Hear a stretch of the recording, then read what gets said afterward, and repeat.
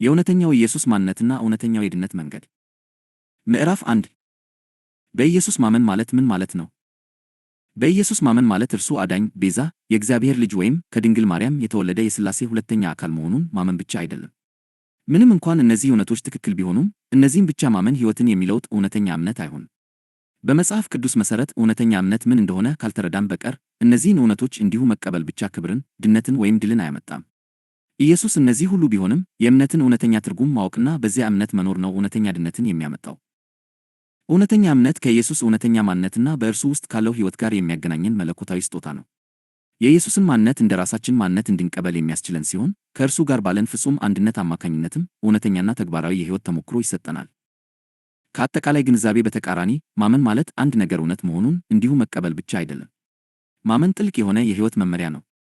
ኢየሱስ ስለ እምነትና ስለ ማመን ያስተማረበትን ሁኔታ ስንመረምር ማመን ማለት ወደ ኢየሱስ ክርስቶስ ሕይወት፣ እውነታ፣ ተሞክሮና የሕይወት ታሪክ ውስጥ የሚመራን ተግባራዊ የሕይወት መንገድ መሆኑ ግልጽ ይሆናል። የእግዚአብሔር ቃል በዮሐንስ ወንጌል ምዕራፍ 3 ቁጥር 16 ላይ እንዲህ ይላል፣ በእርሱ የሚያምን ሁሉ የዘላለም ሕይወት እንዲኖረው እንጂ እንዳይጠፋ እግዚአብሔር አንድያ ልጁን እስኪሰጥ ድረስ ዓለሙን እንዲሁ ወዶአልና።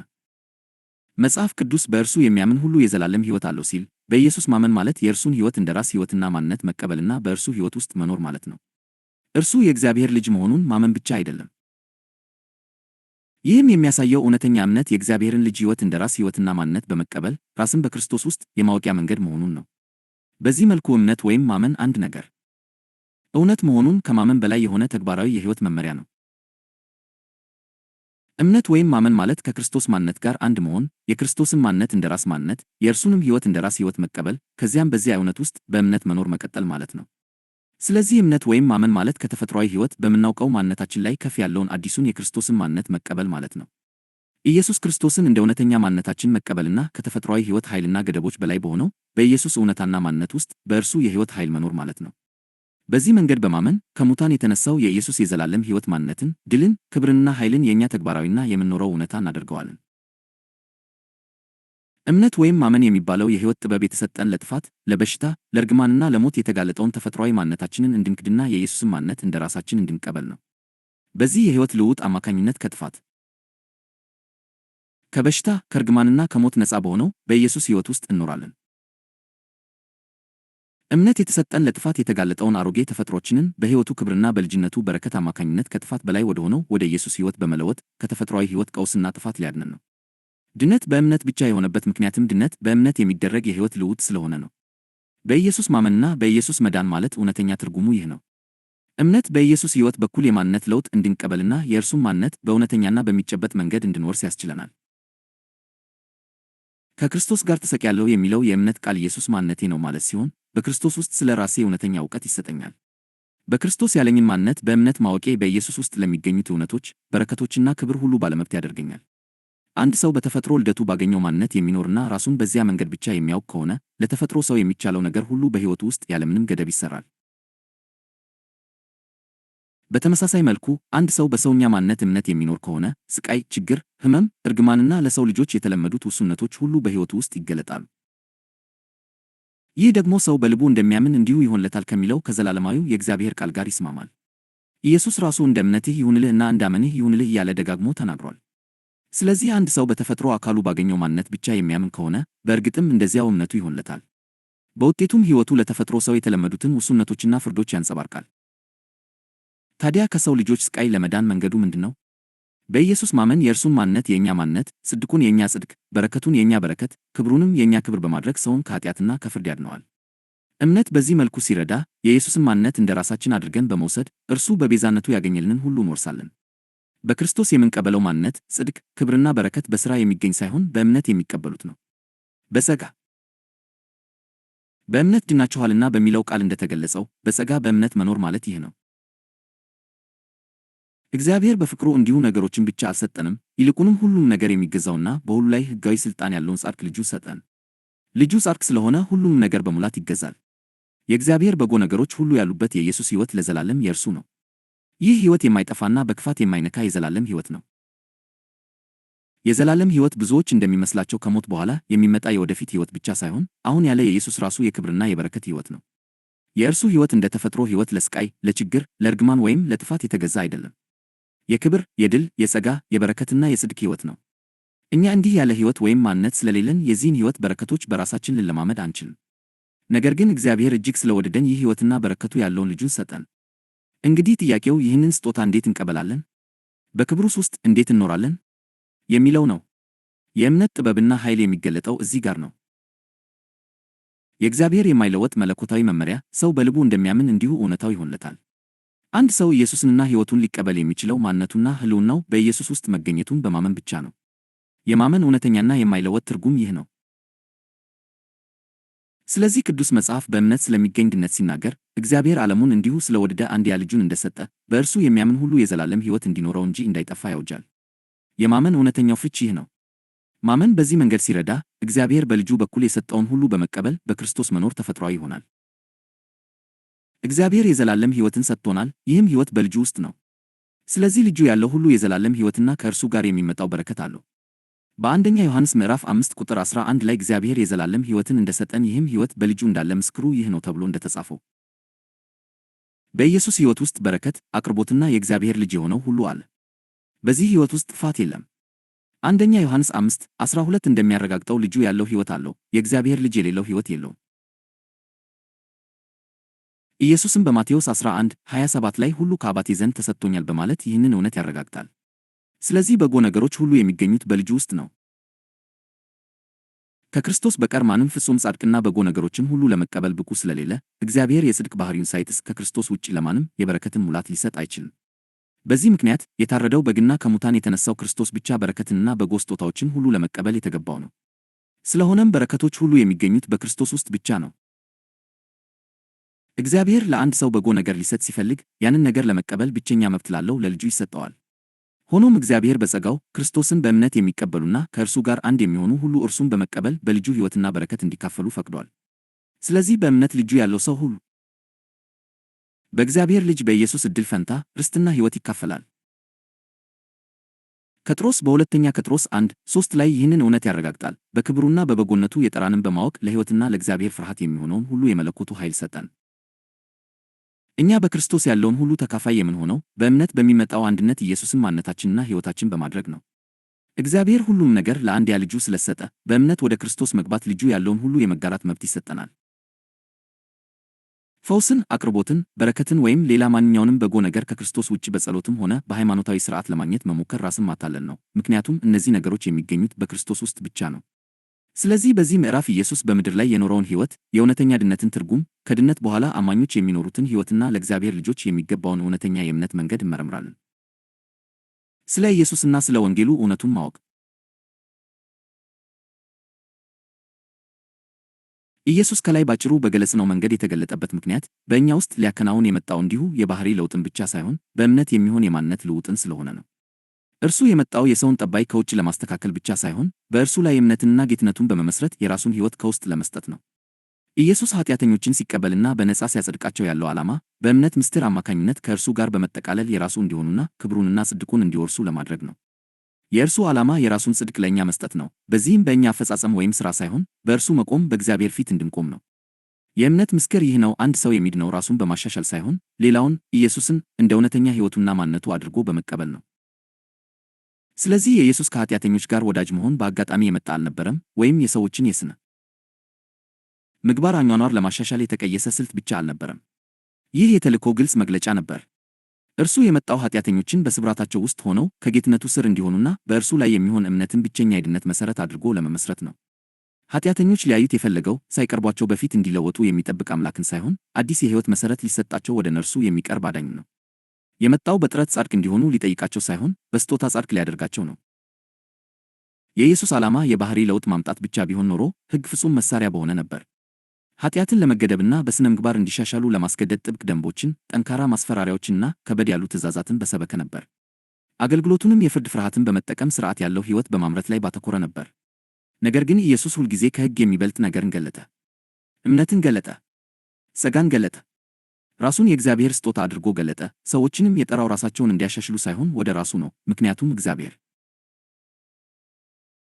የሚፈልገውን ሕይወት ሊያመርት የሚችለው ከእርሱ ጋር የሚኖር አንድነት ብቻ ነው።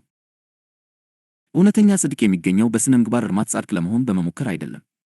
እውነተኛ ጽድቅ የሚገኘው የኢየሱስን ጽድቅ በእምነት በመቀበል ብቻ ነው። ለዚህ ነው ወንጌል ራስን የማደሻ መልእክት ሳይሆን የመለኮታዊ ልውውጥ መልእክት የሆነው።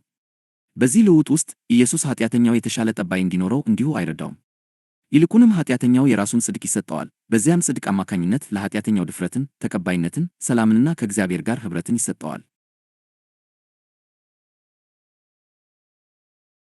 ይህ የጽድቅ ስጦታ እንዲሁ የሕግ መግለጫ ብቻ አይደለም፣ ወደ አዲስ ማንነትና ወደ አዲስ ሕይወት መግቢያ ነው። አንድ ሰው የኢየሱስን ጽድቅ እንደ ራሱ አድርጎ በእምነት ሲቀበል ከአዲስ ማዕከልና ከአዲስ መሠረት መኖር ይጀምራል።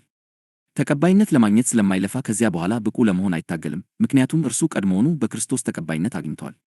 ተቀባይነት ለማግኘት ብሎ ፍቅርን ለማምረት አይሞክርም፣ ነገር ግን ተቀባይነት በማግኘቱ ምክንያት ፍቅርን እንደ ፍሬ ማፍራት ይጀምራል። በእምነት ከሚገኝ ጽድቅ የሚመነጨው ፍሬ በጥረት ከሚመጣ የባህሪ ለውጥ የተለየ የሚሆነው ለዚህ ነው። ተራ የባህሪ ለውጥ እምነት የሚያመርተውን ሊያመርት አይችልም፣ ምክንያቱም የባህሪ ማሻሻያ በዋናነት ውጫዊውን ሰው የሚመለከት ሲሆን፣ እምነት ግን ውስጣዊውን ሰው ከክርስቶስ ጋር ያዋህዳል። የባህሪ ማሻሻያ ጊዜያዊ ዲሲፕሊን ሊያመጣ ይችላል፣ ነገር ግን በሌላው በክርስቶስ ጻድቅ መሆንህን ከማወቅ የሚመጣውን ነፃነት፣ መተማመንና ፍቅር ሊያመርት አይችልም። ጠባይን ሊገታ ይችላል፣ ኩነኔን ግን ሊያስወግድ አይችልም። ድርጊቶችን ሊያሰለጥን ይችላል፣ ሕሊናን ግን ሊፈውስ አይችልም። ሥራን ሊጠይቅ ይችላል፣ ሕይወትን ግን ሊሰጥ አይችልም። ኃጢአተኞች በኢየሱስ ዙሪያ መሆንን የሚወዱበት ምክንያት እርሱ በሕግ ሳይሆን በጸጋ ስለሚቀርባቸው ነበር። ሳይቀርቡት በፊት ራሳቸውን እንዲያነሱ አልጠየቃቸውም፣ ነገር ግን እምነት ሊወለድ የሚችልበትን የተቀባይነት ስፍራ ሰጣቸው። በቅጣት በማስፈራራት ሳይሆን በቸርነት በመሳብና በራሳቸው ሊያገኙት የማይችሉትን ጽድቅ በመግለጥ ወደ ጌትነቱ ጠራቸው። ለዚህ ነው የእርሱ መገኘት ንስሐን ያስገኘው። ፍቅሩ እምነትን ቀሰቀሰ፣ ምሕረቱ ልብን ከፈተ፣ ተቀባይነቱ ለእውነተኛ ለውጥ ቦታ ሰጠ። ስለዚህ የኢየሱስ ግብ በሰው ድካም መካከል እንኳ ሳይቀር በጌትነቱ ስር በእርሱ ላይ የሚሆን እምነት ነው። የመጣው በራሳቸው መተማመን ሳይሆን በእርሱ ጽድቅ የሚኖሩ ሕዝቦችን ሊገነባ ነው።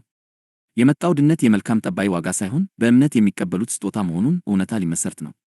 አንድ ያ ስጦታ ከተቀበለ በኋላ የሚከተለው ፍሬ የተገደደ የሥነ ምግባር ማሻሻያ ውጤት ሳይሆን ከክርስቶስ ጋር የተዋሃደ በጽድቁ ያረፈና በጸጋው ኃይል የተሞላ ሕይወት ተፈጥሯዊ ትርፍ ኦቨርፍሎው ነው። ኃጢአተኛ የሆኑ ወይም በኃጢአተኝነታቸው በጥልቀት የሚያውቁ ሰዎች ምንም አይነት መልካም ነገር በራሳቸው ውስጥ ለማምረት ቢሞክሩ የሚፈልጉት ነገር እንደጎደላቸው ይሰማቸዋል። ለእውነትና ለፍቅር ይራቡ ስለነበር ኢየሱስና የጸጋው ወንጌል በጽድቅ ስጦታ አረካቸው። የማይገባው ቸርነት፣ ማለቂያ የሌለው ይቅርታ፣ እንዲሁም የኢየሱስና የጸጋው ገደብ የለሽ ኃይል በመወደዳቸው አማካኝነት እውነተኛ የፍቅር ፍሬ እንዲያፈሩ አስቻላቸው። ስለዚህ የኢየሱስን እውነተኛ ማንነትና የድነት መንገዱን ማወቅ የሚተካ የሌለው ጉዳይ ነው። ሁሉም ሃይማኖቶች ማለት ይቻላል ስለ ኢየሱስ የሆነ ነገር ያውቃሉ፣ ስለ እርሱም የራሳቸው አመለካከት አላቸው። በእነዚህ ሃይማኖቶች መካከል ያለው ልዩነት ግን ኢየሱስን የሚያውቁበት መንገድ ነው። አንዱን ሃይማኖት ከሌላው የሚለየው ስለ ኢየሱስ ያላቸው ዕውቀት ነው። ስለዚህ እውነተኛ የኢየሱስ ዕውቀት የእውነተኛ ሃይማኖት ወይም የእውነተኛ ክርስትና መሠረት ነው። ያለ ሃይማኖት ወይም ክርስትና የተመሠረተው ስለ ኢየሱስ ባለህ መገለጥ ላይ ነው። ስለ እርሱ ትክክለኛና በቂ ዕውቀት ከሌለህ በተሳሳተ ሃይማኖት ወይም በተሳሳተ ክርስትና ውስጥ የመውደቅ ዕድልህ ከፍተኛ ነው። እውነተኛ የኢየሱስ ዕውቀት ለአንድ ሰው ከእግዚአብሔር ጋር ላለው ግንኙነት ወሳኝ ነው። ያለ እውነተኛ የኢየሱስ ዕውቀት በድፍረት ወደ እግዚአብሔር መቅረብና ከእርሱ ጋር ኅብረት ማድረግ የማይቻል ነው። እግዚአብሔርን የሚያመልኩና ከእርሱ ጋር አንድ የሆኑ ሁሉ ክርስቶስ በሚሰጠው በመንፈስና በእውነት ሊያመልኩት ይገባል። ዮሐንስ 4:24 ኢየሱስ ወደ እግዚአብሔር የምንመጣበት እውነትና መንገድ ነው። ዮሐንስ 14:6 ያለ እርሱና ያለ እርሱ እውነት ማንም በእውነት ወደ እግዚአብሔር ሊመጣ አይችልም። ስለዚህ የእውነተኛው ኢየሱስ ዕውቀት ከእግዚአብሔር ጋር የሚኖር እውነተኛ ኅብረት ዋስትና ነው። የመንፈስ ቅዱስ ዋና ተግባር ኢየሱስን ለእኛ መግለጥ ነው። ዮሐንስ 16:12-15 ስለ ኢየሱስ ያለን ዕውቀት በመንፈስ ቅዱስ አማካኝነት በግል ካልተሰጠን ስለ እርሱ ያለን ዕውቀት ግልጽ ያልሆነና አንዳንዴም የተዛባ ሊሆን ይችላል። ነገር ግን መንፈስ ቅዱስ በቃሉ በኩል ኢየሱስን ሲገልጥልን እውነተኛው ኢየሱስ ካሰብነው በላይ የተለየ ስትሬንጅ ሆኖ ልናገኘው እንችላለን። እውነተኛውን ኢየሱስ በትክክል ስናውቅ እርሱ ከሃይማኖታዊ ወጎቻችንና ከተፈጥሯዊ አስተሳሰባችን ውጭ የሆኑ አስደናቂ ነገሮችን የሚያደርግ ልዩ አካል መሆኑን እንረዳለን። ብዙ ሃይማኖተኛና ተፈጥሯዊ አስተሳሰብ ያላቸው ሰዎች በኢየሱስ ምክንያት የሚሰናከሉትና የሚቆጡት ለዚህ ነው። መጽሐፍ ቅዱስ እንደሚነግረን ኢየሱስ በምድር ላይ በነበረ ጊዜ የኃጢአተኞችና የሙሰኛ ቀራጮች ወዳጅ ነበር። ታዲያ ጥያቄው ፍጹም ቅዱስ፣ ጻድቅና ኃጢአት የሌለበት የሆነው ኢየሱስ እንዴት የኃጢአተኞችን የሙሰኛ ቀራጮች ወዳጅ ሊሆን ይችላል? ኃጢአተኞች ስለ ኃጢአታቸው ሳይፈሩና ሳይታፈሩ ወደ እርሱ እንዲመጡ ኢየሱስ ምን አይነት ሰው ቢሆን ነው? ኃጢአተኞች በኃጢአታቸው ሳይታሰሩና በኃጢአታቸው ስቃይ ውስጥ ሳይወድቁ በድፍረት ከእርሱ ጋር ኅብረት እንዲያደርጉ ኢየሱስ ምን አይነት ሰው ቢሆን ነው? ይህ የሚያሳየው ኢየሱስ እኛ በመደበኛነት ከምናስበው በላይ እጅግ ልዩ መሆኑን ነው። ለዚህ ነው መንፈስ ቅዱስ በቃሉ በኩል ካልገለጠልን በቀር እውነተኛውን ኢየሱስ በተፈጥሯዊ አስተሳሰብ፣ በሃይማኖታዊ ትምህርትና በቴዎሎጂ ጥናት ብቻ ልናውቀው የማንችለው። ኢየሱስን በተፈጥሮ አእምሮህ፣ በሃይማኖታዊ ቀኖናና በቴዎሎጂ ምርምር ብቻ የምታውቀው ከሆነ ዕውቀትህ በቂ ላይሆን ይችላል። መንፈስ ቅዱስ እውነተኛውን ኢየሱስ በእግዚአብሔር ቃል በኩል በግል ካልገለጠልህ፣ ስለ እርሱ ያለህ ዕውቀት የተሳሳተ የመሆን ዕድሉ ከፍተኛ ነው። ይህ መጽሐፍ የተጻፈው አንባቢው ኢየሱስ በምድር ላይ የነበረውን የአኗኗር ዘይቤ በመረዳት ይበልጥ በግል እንዲያውቀው ለመርዳት ነው። የኢየሱስ ምድራዊ ሕይወት እርሱ የኃጢአተኞችና የቀራጮች ወዳጅ እንደነበረ በግልጽ ያሳያል። ይህ ደግሞ በምድራዊ አገልግሎቱ ዘመን ሁሉ ኢየሱስ እንዲከሰስበት ምክንያት የሆነ ትልቅ ጉዳይ ነበር። የዘመኑ የሃይማኖት መሪዎች ከኃጢአተኞችና ከቀራጮች ጋር ስለሚበላ አጥብቀው ይከሱት ነበር፣ ምክንያቱም የእርሱ ከነርሱ ጋር መወዳጀትና አብሮ መሆን ለነርሱ እንግዳና ያልተለመደ ነገር ሆኖ ስለታያቸው ነው። ማቴዎስ 19:14፣ ሉቃስ 7:37፣ 39። ስለ እርሱ ደጋግሞ መከሰስ የሚናገረውን የመጽሐፍ ቅዱስ ዘገባ አመልከት። ቀራጮችና ኃጢአተኞችም ሁሉ ሊሰሙት ወደ እርሱ ይቀርቡ ነበር። ፈሪሳውያንና ጻፎችም ይህስ ኃጢአተኞችን ይቀበላል ከነርሱም ጋር ይበላል ብለው አጉረመረሙ። ሉቃስ 15:1-2። ኢየሱስ ኃጢአተኞችንና ቀራጮችን ይቀበል የነበረ መሆኑን ስናስብ ኢየሱስ በእርግጥ ምን አይነት ሰው እንደነበረ ለማወቅ ጉጉት ያድርብናል። የኃጢአተኞችና የሙሰኛ ቀራጮች ወዳጅ መሆኑ እርሱ በእውነት ማን እንደሆነ ይበልጥ ለማወቅ ፍላጎት ሊያሳድርብን ይገባል። እውነተኛውን ኢየሱስ ለማወቅ አንዱ መንገድ በምድር ላይ ሳለ በሰዎች መካከል እንዴት ይኖር እንደነበር በጥንቃቄ መመልከት ነው። የኢየሱስን የአኗኗር ዘይቤ ማወቅ ስለ እውነተኛው ኢየሱስ ትክክለኛ ዕውቀት እንድናገኝ ይረዳናል። በዚህ ምዕራፍ የምናደርገው ዋና ነገር በምድር ላይ የነበረውን አኗኗሩን በመመልከት ስለ ኢየሱስ ጥልቅ ግንዛቤ ማግኘት ነው። መንፈስ ቅዱስ ይህንን የመጀመሪያ ምዕራፍ እውነተኛውን የኢየሱስ ዕውቀት ለመግለጥ እንደ መሳሪያ እየተጠቀመበት እንደሆነ አምናለሁ። የኢየሱስን ማንነትና የድነት መንገዱን ከመግለጣችን በፊት በሚቀጥለው ክፍል የጸጋን እውነተኛ ትርጉም፣ ጸጋ ለምን በእምነት እንደሚያድነንና ለምን በእምነት መኖር እንዳለብን እንማራለን። መጽሐፍ ቅዱስ ኢየሱስ በምድር ላይ በነበረ ጊዜ የኃጢአተኞችና የቀራጮች ወዳጅና አጋር እንደነበረ ይነግረናል። ታዲያ ፍጹም ቅዱስ፣ ጻድቅና ኃጢአት የሌለበት የሆነው ኢየሱስ እንዴት የኃጢአተኞችና የቀራጮች ወዳጅ ሊሆን ቻለ? ኃጢአተኞች ስለ ኃጢአተኝነታቸው ሳይፈሩ፣ ሳይታፈሩና ሳይሳቀቁ ሁልጊዜ ወደ እርሱ የሚመጡት ይህ ኢየሱስ ምን አይነት ልዩ ሰው ቢሆን ነው? ከኃጢአት ጋር አብሮ ከሚመጣው የኩነኔ ስቃይና ፍርሃት ነፃ የሆነ፣ ኃጢአተኞች በድፍረት ኅብረት ሊያደርጉት የሚችሉበት እንዲህ ያለ አስተማማኝ ሰው ኢየሱስ ምን አይነት ሰው ቢሆን ነው? ስለዚህ ኢየሱስ እኛ አብዛኛውን ጊዜ ከምናስበው በላይ እጅግ ልዩ ነው። ለዚህ ነው መንፈስ ቅዱስ ካልገለጠልን በቀር እውነተኛው ኢየሱስ በተፈጥሯዊ አስተሳሰብ፣ በሃይማኖታዊ ቀኖና ወይም በቴዎሎጂ ምርምር ሊታወቅ የማይችለው። ኢየሱስን በተፈጥሮ አእምሮህ፣ በሃይማኖታዊ ቀኖናና በቴዎሎጂ ምርምር ብቻ የምታውቀው ከሆነ እንጂ በመንፈስ ቅዱስ በግል መገለጥ ካልሆነ ስለ እርሱ ያለህ ዕውቀት ስህተት የመሆን ዕድል አለው።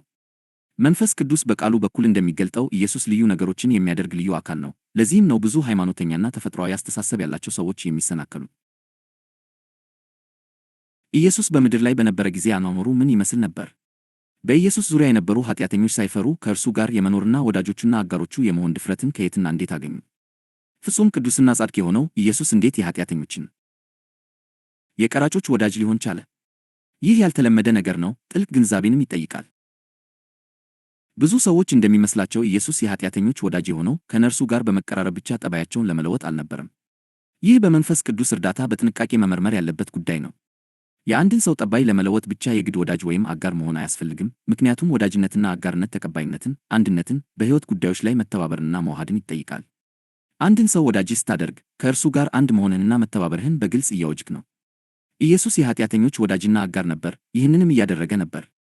ስለዚህ የእርሱ መንገድ እኛ ከምናስበው የጽድቅና የቅድስና መንገድ የተለየ መሆኑ ስለ እውነተኛ ማንነቱ ይበልጥ ማወቅ እንዳለብን ያሳየናል።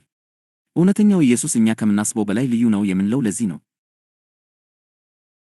ጠባያቸውን ለመለወጥ ኢየሱስ የግድ ወዳጃቸውና አጋራቸው መሆን አልነበረበትም። ብዙዎች እንደሚገምቱት ከሆነ ኢየሱስ ኃጢአተኞችና ቀራጮች ኃጢአተኝነታቸውን ተረድተው እንዲለወጡ ድንበርን ገደብ ማበጀት ነበረበት እንጂ ኀፍረትን የሚያስወግድና ድፍረት የሚሰጥ የቅርብ ወዳጅነት መፍጠር አልነበረበትም። ነገር ግን ኢየሱስ ያደረገው በተቃራኒው ነው። ይህ ያልተለመደ ነገር ነው። ይህም እውነተኛውን ኢየሱስ በደንብ መረዳት እንዳለብን ያሳያል። ተፈጥሯዊ አእምሮ ኃጢአተኞችን ማስተማርና መለወጥ ወዳጅነትንና አጋርነትን ይጠይቃል ብሎ አያስብም። ይልቁንም ትክክለኛው መንገድ ቃሉን ማስተማር፣ የእግዚአብሔርን ሕግ ማሳየት፣ በኃጢአታቸው እንዲጸጸቱና ኃጢአታቸውን እንዲናዘዙ ማድረግ እንደሆነ ያስባል። ባህላዊ የሃይማኖት ሥርዓቶችም የሚያስተምሩት ይህንኑ ነው። ሆኖም ኢየሱስ ከዚህ በተለየ መንገድ ሲሠራ እናየዋለን። ተግባሮቹ ከሰው አስተሳሰብና ከባህላዊ የሃይማኖት ምክር ቢወጡም እርሱን የኃጢአተኞች ወዳጅና አጋር ሆኖ እናገኘዋለን። ኢየሱስ ማንንም ኃጢአተኛ ኃጢአቱን እንዲናዘዝ አስገድዶት አለማወቁ እውነተኛውን ኢየሱስ በብዙ ሃይማኖተኞችና ቴዎሎጂስቶች ዘንድ አከራካሪ ያደርገዋል። ለዚህ ነው ብዙዎች በእውነተኛው የኢየሱስ ምስልና እውነት ላይ ተሰናክለው ለራሳቸው አእምሮ የሚስማማ የኢየሱስን ስሪት የፈጠሩት። እነዚህን ጥያቄዎች ራስን ጠይቅ። የኢየሱስ ቅድስና ኃጢአተኞችን ከእርሱ እንዳይሸሹ ያላደረገው እንዴት ነው? በምድር ላይ በነበረ ጊዜ ከኃጢአተኞች ጋር ለነበረው የቅርብ ወዳጅነት ምስጢሩ ምን ነበር? ኢየሱስ ለምን አልተቆጣም? እንዲሁም ለወዳጆቹና ለአጋሮቹ ኃጢአተኝነት ግድ የሌለው ለምን መሰለ? ኢየሱስ ይሁዳ ሌባ መሆኑን በሚገባ እያወቀ እንዴት ሆን ብሎ የቡድኑ የገንዘብ ያዥና አስተዳዳሪ አድርጎ ሾመው? ኢየሱስ ድካሙንና ብልሹነቱን አስቀድሞ ለሚያውቀው ሰው የጋራውን የገንዘብ ቦርሳ በእጁ ለምን ሰጠው? ይበልጥ የሚያስገርመው ደግሞ ይሁዳ መስረቁን ቢቀጥልም ኢየሱስ ሲቆጣ፣ ሲበሳጭ ወይም በይሁዳ ላይ በይፋ ሲቆጣ ለምን አናይም? ቅዱሳት መጻሕፍት የይሁዳን ጠባይ አይደብቁም። በግልጽ እንዲህ ይላሉ፣ ሌባ ስለነበረና ከረጢቱን ይዞ በውስጡ የሚገባውን ስለሚወስድ ነው። ዮሐንስ 12። ኢየሱስ ይህንን አያውቅም አልነበረም? አልተታለለም። ከመጀመሪያው ጀምሮ የይሁዳን ልብና የሚሄድበትን መንገድ ያውቅ ነበር። በአገልግሎቱ መጀመሪያ ላይ ኢየሱስ ከ12ቱ አንዱ ዲያብሎስ እንደሆነ በግልጽ ተናግሮ ነበር። እኔ 12ቱን የመረጥኳችሁ አይደለምን? ከእናንተም አንዱ ዲያብሎስ ነው። ዮሐንስ 6:7።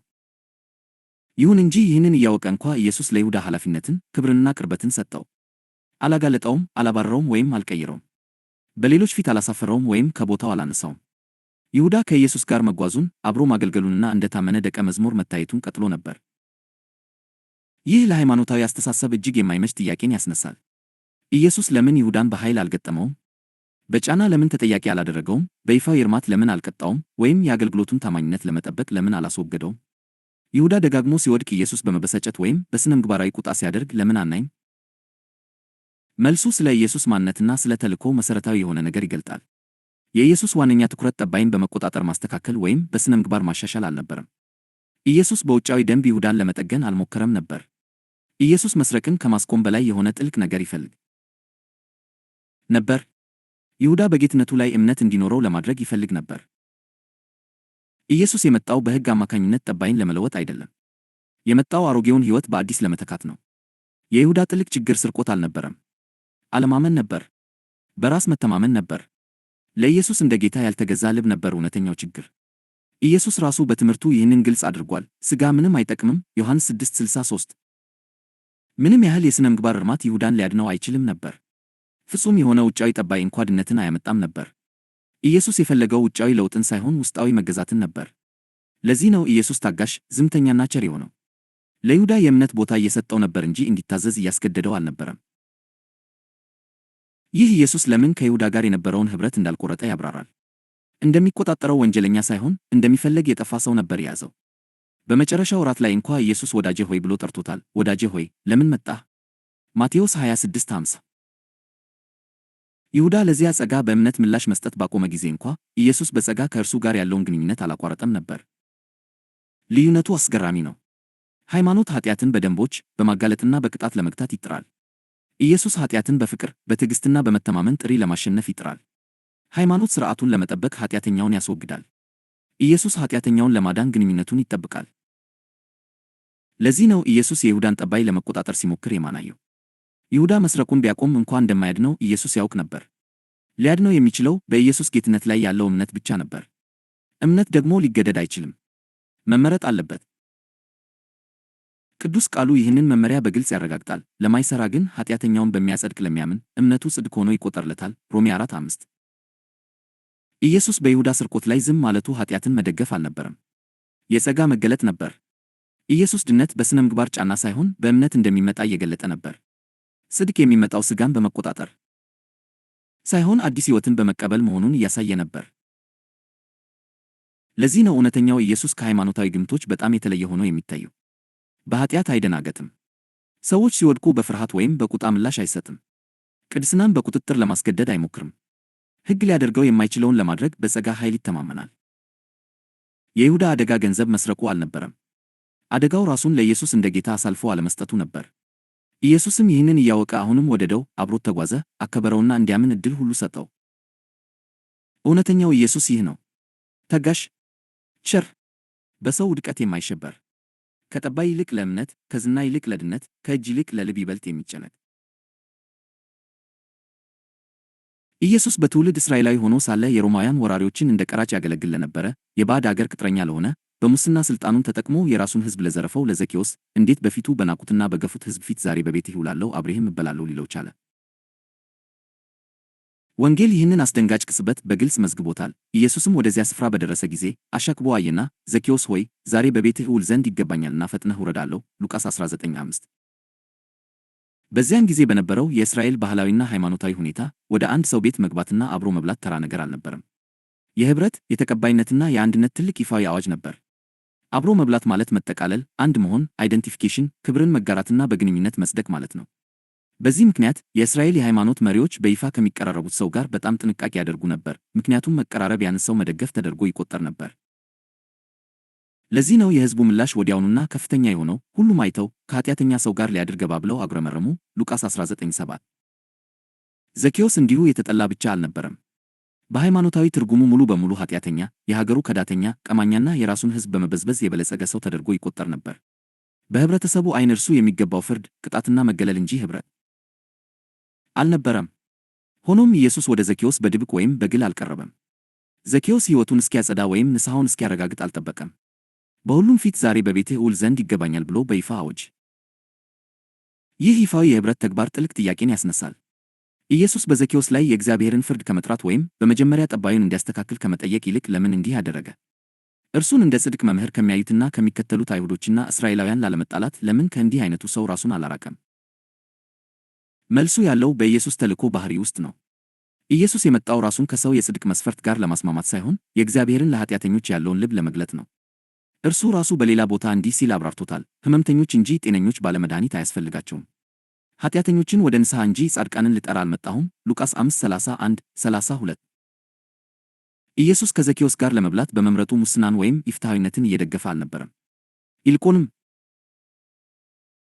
ለውጥ የሚጀምረው በኩነኔ ሳይሆን በጸጋ መሆኑን እየገለጠ ነበር። ኅብረት የመጣው ከለውጥ በፊት እንጂ ከለውጥ በኋላ አልነበረም። ተቀባይነት ከንስሐ ቀድሞ መጣ እንጂ ንስሐ ከተቀባይነት ቀድሞ አልነበረም። ለዚህ ነው የዘኬዎስ ንስሐ ከኢየሱስ ተቀባይነት በኋላ እንጂ ከዚያ በፊት ያልሆነው። ዘኬዎስም ቆሞ ጌታን ጌታ ሆይ ካለኝ ሁሉ እኩሌታውን ለድሆች እሰጣለሁ፣ በማንኛውም ላይ በሐሰት ክስ ወስጄ እንደሆነ 4 እጥፍ እመልሳለሁ አለው። ሉቃስ 19:8። ያን ጊዜ ብቻ ነበር ኢየሱስ የድርጊቱን ትርጉም እንዲህ ሲል ያወጀው፣ ዛሬ ለዚህ ቤት መዳን ሆኖለታል፣ እርሱ ደግሞ የአብርሃም ልጅ ነውን። የሰው ልጅ የጠፋውን ሊፈልግና ሊያድን መጥቷልና። ሉቃስ 19:9-10። ይህ ቅጽበት እውነተኛው ኢየሱስ ማን እንደሆነ መሠረታዊ የሆነ ነገር ይገልጣል። እውነተኛው ኢየሱስ በሃይማኖታዊ ተከባሪነት ወይም በሕዝብ ዘንድ ተቀባይነት ባለው መንገድ አይራመድም። እርሱ የሰው ፍርድ በሚገጥም እና የሃይማኖት ግምቶችን በሚገለብጥ መንገድ ይንቀሳቀሳል። ማኅበረሰቡ ቀድሞ የኮነናቸውንና ተስፋ የቆረጠባቸውን ሰዎች በይፋ ይቀበላል፣ አብሯቸው ይሆናል፣ እንዲሁም ከጎናቸው ይቆማል። ኢየሱስ ከሚከሱት ጋር ከመቆም ይልቅ ከተከሰሱት ጋር ይቆማል። ፍርድን ከመደገፍ ይልቅ ጸጋን ይገልጣል። እንዲህ በማድረግም የጠፉትን የሚፈልግ፣ ከኃጢአተኞች ጋር ኅብረት የሚያደርግ፣ እንዲሁም ድነትን በኩነኔ ሳይሆን በፍቅርና በጸጋ የሚያመጣውን የእግዚአብሔርን እውነተኛ ልብ ይገልጣል። እንደገና ራስን ጠይቅ፣ በታማኝነትም ጠይቅ። ኢየሱስ 5 ባሎች ከነበሯት ሳምራዊት ሴት ጋር በይፋ ለመቀመጥና ለመነጋገር ሲመርጥ በስሙና በአገልግሎቱ ላይ ሊመጣ ስለሚችለው ስድብ እንዴት ግድ ሳይለው ቀረ? በዚያ ባህል ውስጥ እንዲህ አይነት ሴት ያላትን ኀፍረትና ቅሌት እንዴት ችላ ሊለው ቻለ? በተለይም የገዛ ደቀ መዛሙርቱ እንኳ ከእርሱ ጋር ሲነጋገር በማግኘታቸው ተሳቀውና ግራ ተጋብተው በነበረበት ሁኔታ ቅዱሳት መጻሕፍት የነርሱን ድንጋጤ በግልጽ መዝግበውታል። በዚያን ጊዜ ደቀ መዛሙርቱ መጡና ከሴቲቱ ጋር በመነጋገሩ ተደነቁ። ዮሐንስ 4:27። ይህች ሴት በኅብረተሰቡ ዘንድ ምግባረ ብልሹ ብቻ ሳትሆን ሳምራዊትም ነበረች። ሳምራውያን ደግሞ በአይሁድ ዘንድ የተናቁና በሃይማኖት እንደረከሱ የሚቆጠሩ ሕዝቦች ነበሩ። ሆኖም ኢየሱስ እርሷን አላገለላትም፣ በይፋ አልገሰጻትም ወይም ዝናውን ለመጠበቅ ከእርሱ ራሱን አላራቀም።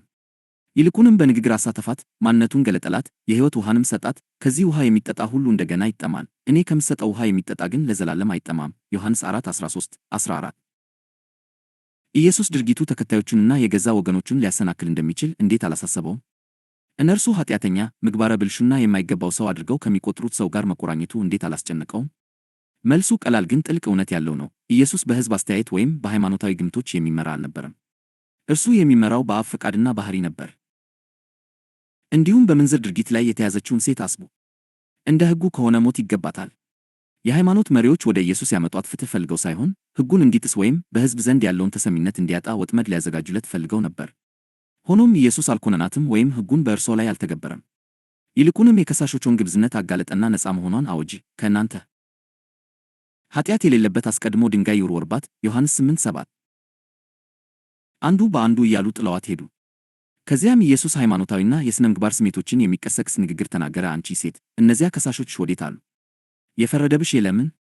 እኔም አልፈርድብሽም። ዮሐንስ 8:10 11 ኢየሱስ እንዴት አንዲት አመንዝራ ሴት ንጽሕት መሆኗን በይፋ አውጆ ያለምንም ቅጣት ሊለቃት ቻለ? ምግባረ ብልሹነትን ወይም ሕገወጥነትን እንደሚያበረታታ ተደርጎ ይከሰሳል ብሎ ሳይፈራ እንዴት ይህን ሊያደርግ ቻለ? ይህ ቅጽበት ኢየሱስ የመጣው ሕግን እንደ መሳሪያ ሊጠቀምበት ሳይሆን በእውነት የሚለውጠውን ጸጋ እንደ ኃይል ሊገልጠው መሆኑን ያሳያል። እንደገና ጠይቅ። ኢየሱስ ብዙ እስራኤላውያን እንደ ጠላትና ጨቋኝ በሚቆጥሯቸው የሮማ ቅኝ ገዢ ባለሥልጣናት ጋር በመወዳጀቱ ወገኖቹን ማሰናከሉ እንዴት አላሳሰበውም? የአንድ የሮማ መቶ አለቃ አገልጋይን ፈውሷል፣ በእምነቱም ተደንቋል። በእስራኤል እንኳ እንዲህ ያለ ትልቅ እምነት አላገኘውም። ማቴዎስ 8:10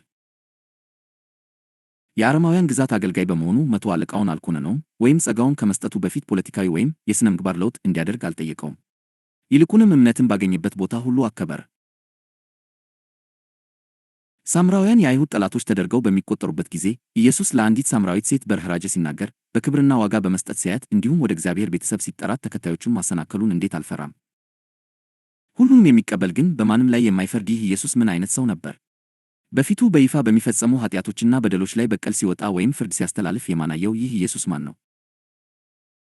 ቅዱሳት መጻሕፍት ራሳቸው ለዚህ ጥያቄ መልስ ይሰጣሉ። ዓለም በልጁ እንዲድን ነው እንጂ በዓለም እንዲፈርድ እግዚአብሔር ወደ ዓለም አልላከውምና ዮሐንስ 3:17 ኢየሱስ በምድራዊ አገልግሎቱ ወቅት እጅግ ብልሹና ኃጢአተኛ ለሆኑ ሰዎች ለምን ዝምተኛና ታጋሽ ይመስል ነበር?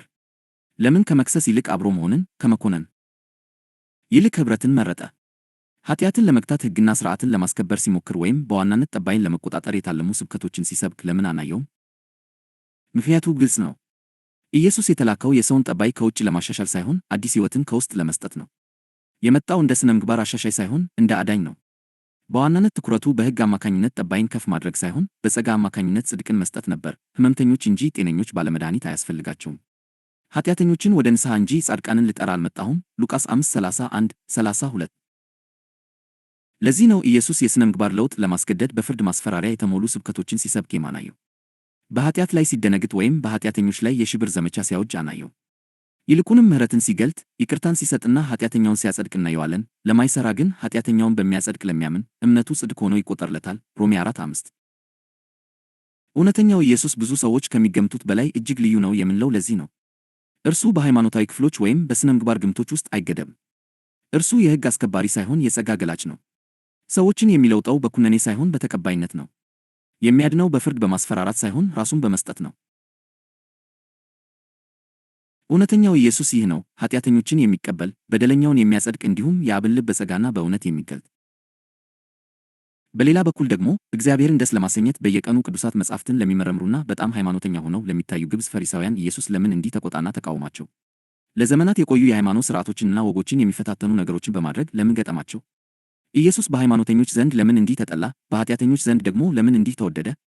ኃጢአተኞች በኢየሱስ ዙሪያ ምቾት ሲሰማቸው፣ የሃይማኖት ሊቃውንት ግን በእርሱ ዙሪያ ሁልጊዜ ምቾት የማይሰማቸው ለምን ነበር? የዚያ ዘመን የሃይማኖት መሪዎችና የመጽሐፍ ቅዱስ ሊቃውንት ኢየሱስን ለመግደልና አገልግሎቱን ለማስቆም ለምን ደጋግመው ሞከሩ? ኃጢአተኛ የተባሉት ግን ለምን ወዳጆቹ ሆኑ? ይህ ሁሉ የሚያሳየው ኢየሱስ በምድር ላይ ምን አይነት ሰው እንደነበርና አሁንም በእኛ መካከል ምን አይነት ሰው እንደሆነ በትክክል ማወቅ እንዳለብን ነው። ኢየሱስ ምን አይነት ሰው እንደሆነ መረዳታችን ከድክመቶቻችን ሳንፈራ በእርሱ ውስጥ ለመኖር ድፍረትና ነጻነት ይሰጠናል። ኢየሱስ በምድር ላይ ሳለ ያደረገውና የተናገረው ሁሉ አሁን በእኛ ውስጥ ሆኖ የሚገልጠው ነው። እርሱ አልተለወጠም። መጽሐፍ ቅዱስ ኢየሱስ ክርስቶስ ትናንትና ዛሬ እስከ ዘላለምም ያው እንደሆነ ይነግረናል። ስለዚህ ከ2000 ዓመታት በፊት በምድር ላይ የተመላለሰው ኢየሱስ ዛሬ በእኛ ውስጥ የሚኖረው ያው ኢየሱስ ነው። አሁን ኅብረት የምናደርገው ከሌላ ኢየሱስ ጋር ሳይሆን በምድር ላይ ሳለ ኃጢአተኞችን ከፍርድ ካዳነውና ለኃጢአተኞች ከሞተው ከዚያው ኢየሱስ ጋር ነው። ዛሬ በመንፈሱ ኅብረት የምናደርገው ከዚህ እውነተኛ ኢየሱስ ጋር ነው። ኢየሱስ እንዲህ ያለ ሰው ስለሆነ ነው የኃጢአተኞች አዳኝ ሊሆን የቻለው፣ እንዲሁም በእርሱ የሚያምኑትን ሁሉ በደሙ አማካኝነት የኃጢአት ይቅርታን በመስጠት በሕይወት ዘመናቸው ሁሉ ከኩነኔ የሚያድናቸው። እያንዳንዱ ሰው በሕይወት ዘመኑ ሁሉ ኃጢአት ስለሚሠራና በራሱ ኃይል ፍጹም መሆን ስለማይችል እንዲህ ያለ አዳኝ ከሌለ የሰው ልጅ ሁሉ በዚህ ዓለምም ሆነ በሚመጣው ዓለም በፍርድና በኩነኔ ስር በቆየ ነበር። ስለ ኢየሱስ ያለ ዕውቀትና መገለጥ እስካሁን ከገለጽነው የሰውነት ባሕሪ ጋር የማይገጥም ከሆነ ምናልባት ከእውነተኛው ኢየሱስና ከእውነተኛው መንፈስ ጋር ኅብረት ጎድሎህ ይሆናል። የእርሱን እውነተኛ ማንነት በትክክል የሚገልጥ ዕውቀት ከሌለህ የምትከተለው እምነት ወይም የምታመልከው ጌታ እውነተኛው ኢየሱስ መሆኑን እርግጠኛ ለመሆን የሚያስችል ዋስትና የለህም። መጽሐፍ ቅዱስ አንዳንድ ሰዎች እውነተኛ ያልሆነውን ኢየሱስን፣ እውነተኛ ያልሆነውን መንፈስ እና እውነተኛ ያልሆነውን ወንጌል በመቀበል እንደተሰናከሉ ያስተምራል። እንዲህ አይነቱ ስህተት በክርስቶስ እናምናለን ይሉ በነበሩ በአንዳንድ የቆሮንቶስ ቤተክርስቲያን ሰዎች ዘንድ ተከስቶ ነበር። ስለ ኢየሱስ የተሳሳተ ዕውቀት ስለነበራቸው የእርሱ የማዳን ሥራ ውጤት በሕይወታቸው ውስጥ አልታየም ነበር። ይህ የሚያሳየው ኢየሱስን በትክክል አለማወቅ ወደ ስህተትና ወደ ጥፋት ሊመራ እንደሚችል ነው። ጳውሎስ ለቆሮንቶስ ቤተክርስቲያን የሰጠውን ማስጠንቀቂያ ተመልከቱ። ነገር ግን እባብ በተንኮሉ ሔዋንን እንዳሳታት አእምሮአችሁ ተበላሽቶ ለክርስቶስ ከሚሆን ቅንነትና ንጽሕና ምናልባት እንዳይለወጥ እፈራለሁ። የሚመጣውም ያልሰበክነውን ሌላ ኢየሱስ ቢሰብክ ወይም ያልተቀበላችሁትን ልዩ መንፈስ ወይም ያልተቀበላችሁትን ልዩ ወንጌል ብትቀበሉ በመልካም ትቀበሉታላችሁ። 2 ቆሮንቶስ 11:34። እንዳየነው ኢየሱስ በምድር ላይ በነበረበት ጊዜ ኃጢአተኞችን ይቀበል፣ የኃጢአተኞች ወዳጅ ነበር። እንዲሁም በኃጢአተኞች ላይ የማይፈርድ ነገር ግን ከእነርሱ ጋር በመዋሃድ ኃጢአታቸውን በራሱ ጽድቅ የሚሸፍን ልዩ አካል ነበር። በዚህ ምክንያት ኃጢአተኛ የሆነው የሰው ልጅ ሁሉ እንዲህ ያለውን አካል የሕይወቱ የበላይ ገዥ፣ ከኩነኔና ከፍርድ የሚያድነው አዳኝ፣ አጻዳቂውና ወዳጁ አድርጎ መቀበልና ከእርሱ ጋር አንድ መሆን አለበት። እንዲህ ያለውን ኢየሱስን በትክክል የማያውቅ እርሱን የሕይወቱ የበላይ ባለቤትና ጌታ አድርጎ የማይቀበል እንዲሁም በእምነትና በማስተዋል ከእርሱ የማዳን ጥላ ስር የማይጠለል ማንኛውም ሰው ከኃጢአት ፍርድና ከዘላለም ሞት ለመዳኑ እርግጠኛ መሆን አይችልም። እንዲህ አይነቱ ኢየሱስ የማያስፈልገው መስሎ የሚታየው ብቸኛው ሰው ኃጢአት እንደማይሠራ የሚያምንና በራሱ የሚተማመን ሰው ብቻ ነው። በተመሳሳይ መልኩ እንደ ጥንቶቹ ፈሪሳውያን በራሳቸው ጽድቅና በሃይማኖታዊ ሥራቸው የሚተማመኑ ግብዝ ሃይማኖተኞች እንዲህ ያለውን ኢየሱስን ለመቀበል ይቸገራሉ። ነገር ግን በየቀኑ ኃጢአት እንደሚሠራ እንዲሁም በራሱ ጥረት ኃጢአት መሥራቱን አቁሞ ፍጹም መሆን እንደማይችል የሚረዳ ሰው እንዲህ አይነቱ አዳኝ፣ ረዳት፣ አጻዳቂና የኃጢአተኞች ወዳጅ ያስፈልገዋል። ለዚህ ነው ኢየሱስ ሕመምተኞች እንጂ ጤነኞች ባለመድኃኒት አያስፈልጋቸውም ያለው። የመጣሁት ኃጢአተኞችን እንጂ ጻድቃን ነን የሚሉትን ለመጥራት አይደለም ብሏል። ሉቃስ 5:31-32። ኢየሱስ በሕይወትህ ውስጥ እጅግ አስፈላጊና ወሳኝ ወደሚሆንበት ስፍራ የሚያመጣህ ያንተ ኃጢአትና ኃጢአተኛነትህ ነው። ምንም ያህል መልካም ሥራ ወይም ሃይማኖታዊ ጥረት ሰውን ከኃጢአት ፍርድ ነፃ ሊያወጣው ስለማይችል ለሰው ልጆች ብቸኛው አስተማማኝ ስፍራ በክብራማው አዳኝ ጥላ ስር ለዘላለም ተሸሽጎ መቆየት ነው። የኃጢአት ዓላማ አንተን ማጥፋት ሳይሆን ዘወትር ወደ አዳኝህ እንድትሮጥ ማድረግ ነው። በተመሳሳይ ሁኔታ አሁንም ያለው ድካምህ በእምነት በኢየሱስ ላይ ጥገኝ እንድትሆን የታሰበ ነው። በዚህም ሕይወትህ በእርሱ ሕይወት ይለወጣል። ኃጢአተኛነትህ ለዘላለም በክርስቶስ ባለቤትነትና ጌትነት ስር እንድትመጣ የሚያደርግህ ከሆነ ራሱ እርግማን አይደለም። ነገር ግን ኃጢአት በኢየሱስ ጽድቅ በእምነት እንድትኖር ካላደረገ የሞትን ደመወዝ የሚከፍል እርግማን ይሆንብሃል። ያለ ድካምና ያለ ኃጢአተኛነት የእግዚአብሔርን ልጅ ክርስቶስን ለዘላለም ሕይወትህ አድርገህ ለመውረስ ዕድል ባላገኘህ ነበር።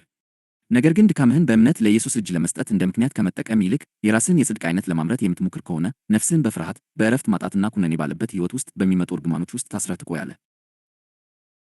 እግዚአብሔር ከኃጢአት ኃይል በላይ የሆነ ታላቅ ዓላማ ባይኖረው ኖሮ ኃጢአት በሰው ልጆች ላይ እንዲሰለጥን በጭራሽ አይፈቅድም ነበር። አንድ ሰው ኃጢአትን በሕግ አማካኝነት ለማሸነፍ ሲሞክር ኃጢአት የሞትን ደመወዝ ያመጣል።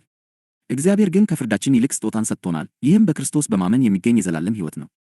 የኃጢአት ደመወዝ ሞት ነውና የእግዚአብሔር የጸጋ ስጦታ ግን በጌታችን በክርስቶስ ኢየሱስ የዘላለም ሕይወት ነው። ሮሜ 6:23። ለዚህ ነው ኢየሱስ በምድራዊ አገልግሎቱ ወቅት የሰዎችን ኃጢአተኛነት በእምነት የዘላለም ሕይወቱን ለመስጠት እንደ ዕድል የተጠቀመበት። ከኃጢአተኞች አልራቀም፣ ነገር ግን በመካከላቸው ኖረ፣ በስብራታቸው ውስጥ ተቀበላቸው፣ እንዲሁም እንደ ወዳጅ ራሱን ከእነርሱ ጋር አዋሃደ። ዛሬም በተመሳሳይ ሁኔታ እኛ አሁንም ስለ ኃጢአታችንና ስለ ድካማችን እያወቅን እንኳ እርሱ በራሱ ጽድቅ ከእኛ ጋር አንድ ይሆናል፣ ወዳጆቹም ብሎ ይጠራናል። ከድካሞቻችን ባሻገር በጽድቁ ስጦታ አማካኝነት ያለ ፍርሃት እንድንኖር ድፍረት ይሰጠናል። እርሱ ጻድቅ ቢሆንም እኛ ደግሞ ደካሞች ብንሆንም ዘመናችን ሁሉ በጽድቁ እንድናርፍ ከኩነኔና ከፍርድ ፍርሃት ነፃ እንድንሆን ከእኛ ጋር ያለ ገደብ ኅብረት ያደርጋል። በብዙ ኃጢአታችንና አለመታዘዛችን ምክንያት ተስፋ እንዳንቆርጥ፣ ነገር ግን በእርሱ ባለን የክብር ተስፋ ደስ እንዲለን ዘመናችንን ሁሉ በእኛ ውስጥ ይኖራል። ኢየሱስ በሕይወታችን ውስጥ ባይኖር ኖሮ በኃጢአታችን ከጠፋን ቆየን ነበር። ሕይወታችን ፍጹም ባይሆንም እንኳ እርሱ ከእኛ ጋር ይኖራል፣ በጭራሽ አይተወንም፣ አይጥለንም። አሁንም ብዙ አይነት ጉድለቶች ቢኖሩብንም እርሱ የኃጢአተኞች ወዳጅና አጋር በመሆኑ በጽድቁ ከእኛ ጋር ተዋህዶ እንደ ታማኝ ወዳጅና አጋር ከእኛ ጋር አለ። በድካማችን ውስጥ ደስተኞችና ደፋሮች እንድንሆን ያደርገናል። ስለዚህ ብርታታችን በእኛ መለወጥ፣ በባህሪ መሻሻል፣ በመልካም ሥራችን ወይም በሃይማኖታዊ ልምዳችን ሳይሆን ከቶ አልተውህም ከቶም አልጥልህም በሚለን በእርሱ ውስጥ ነው። ይህ ማለት መልካም ባህሪ፣ መልካም ሥራና መልካም ሃይማኖታዊ ልምዶች ክፉ ናቸው እያልን እንዳልሆነ ግልጽ ሊሆን ይገባል። እያልን ያለነው እነዚህ ነገሮች ከኃጢአት ፍርድ ሙሉ በሙሉ ሊያድኑ ስለማይችሉ ኢየሱስ ሌላና ከፍ ያለ የድነት መንገድ ይዞ መጥቷል ነው። መልካም ባህሪ እንዲኖረን በፍቅር መልካም ሥራን እንድንሠራና ለእግዚአብሔር ተቀባይነት ያለውን እውነተኛ አምልኮ እንድንለማመድ የሚቻለው በኢየሱስ በኩል ያለ ሥራችን በጸጋ በመጽደቅ በይቅርታና በተቀባይነት አማካኝነት እንዲሁም ልባችን በፍቅር ሲነካ በሚመጣው ፍሬ ብቻ ነው። እውነተኛ መለወጥ እግዚአብሔር በክርስቶስ በኩል አስቀድሞ በእኛ ውስጥ የሠራው ሥራ ውጤትና ፍሬ እንጂ የእግዚአብሔርን ተቀባይነት ለማግኘት እኛ የምናከናውነው ነገር አይደለም። ለዚህ ነው እነዚህን እውነቶች በዚህ መልእክት ሁለተኛ ምዕራፍ ላይ በዝርዝር የምንመለከተው። ይህንን ክፍል ከመደምደማችን በፊት በመጽሐፍ ቅዱስ ውስጥ የተጠቀሰችውን የአንዲት እጅግ ኃጢአተኛ ሴት ታሪክ፣ በታሪኩ ውስጥ ያሉትን ግብዝ ሃይማኖተኞችና የኢየሱስን ምላሽ ለዚያች ሴት እንመልከት። ይህንን ዘገባ በሉቃስ ወንጌል ምዕራፍ 7 ላይ እናገኘዋለን። ከፈሪሳውያንም አንዱ ከእርሱ ጋር ይበላ ዘንድ ለመነው፣ በፈሪሳዊውም ቤት ገብቶ በማዕድ ተቀመጠ። እነሆም በዚያች ከተማ ኃጢአተኛ የነበረች አንዲት ሴት በፈሪሳዊው ቤት በማዕድ እንደተቀመጠ ባወቀች ጊዜ ሽቶ የሞላበት የአልባስጥሮስ ብልቃጥ አመጣች። በስተኋላውም በእግሩ አጠገብ ቆማ እያለቀሰች በእግሩን በእንባዋ ታርስ ጀመረች። በራስ ጠጉሯም ታብሰውና እግሩን ትስመው ሽቶውንም ትቀባው ነበር። የጠራው ፈሪሳዊም አይቶ ይህስ ነቢይ ቢሆን ይህች የምትነካው ሴት ማን እንደሆነች ምን አይነት እንደሆነች ባወቀ ነበር፣ ኃጢአተኛ ናትና ብሎ በልቡ አሰበ። ኢየሱስም መልሶ ስምዖን ሆይ የምነግርህ ነገር አለኝ አለው። እርሱም መምህር ሆይ ተናገር አለ። ለአንድ አበዳሪ 2 ባለዕዳዎች ነበሩት። በአንዱ 500 ዲናር ነበረበት፣ በሁለተኛውም 50። የሚከፍሉትም በታጡ ጊዜ ለሁለቱም ተወላቸው። እንግዲህ ከነርሱ ይልቅ አብልጦ የሚወደው ማንኛው ነው? ስምዖንም መልሶ ብዙ የተወለለት ይመስለኛል አለ። እርሱም በቀጥታ ፈረድህ አለው። ወደ ሴቲቱም ዘወር ብሎ ለስምዖን እንዲህ አለው፣ ይህችን ሴት ታያታለህን? እኔ ወደ ቤትህ ገባው፣ ለውሃ ለእግሬ አልሰጠኸኝም። እርሷ ግን በእንባዋ እግሬን አራሰች፣ በጠጉሯም አበሰች። አንተ አልሳምኸኝም፣ እርሷ ግን ከገባው ጀምራ እግሬን ከመሳም አላቋረጠችም። አንተ ራሴን ዘይት አልቀባኸኝም፣ እርሷ ግን እግሬን ሽቶ ቀባች። ስለዚህ እልሃለሁ እጅግ ወዳለችና ብዙ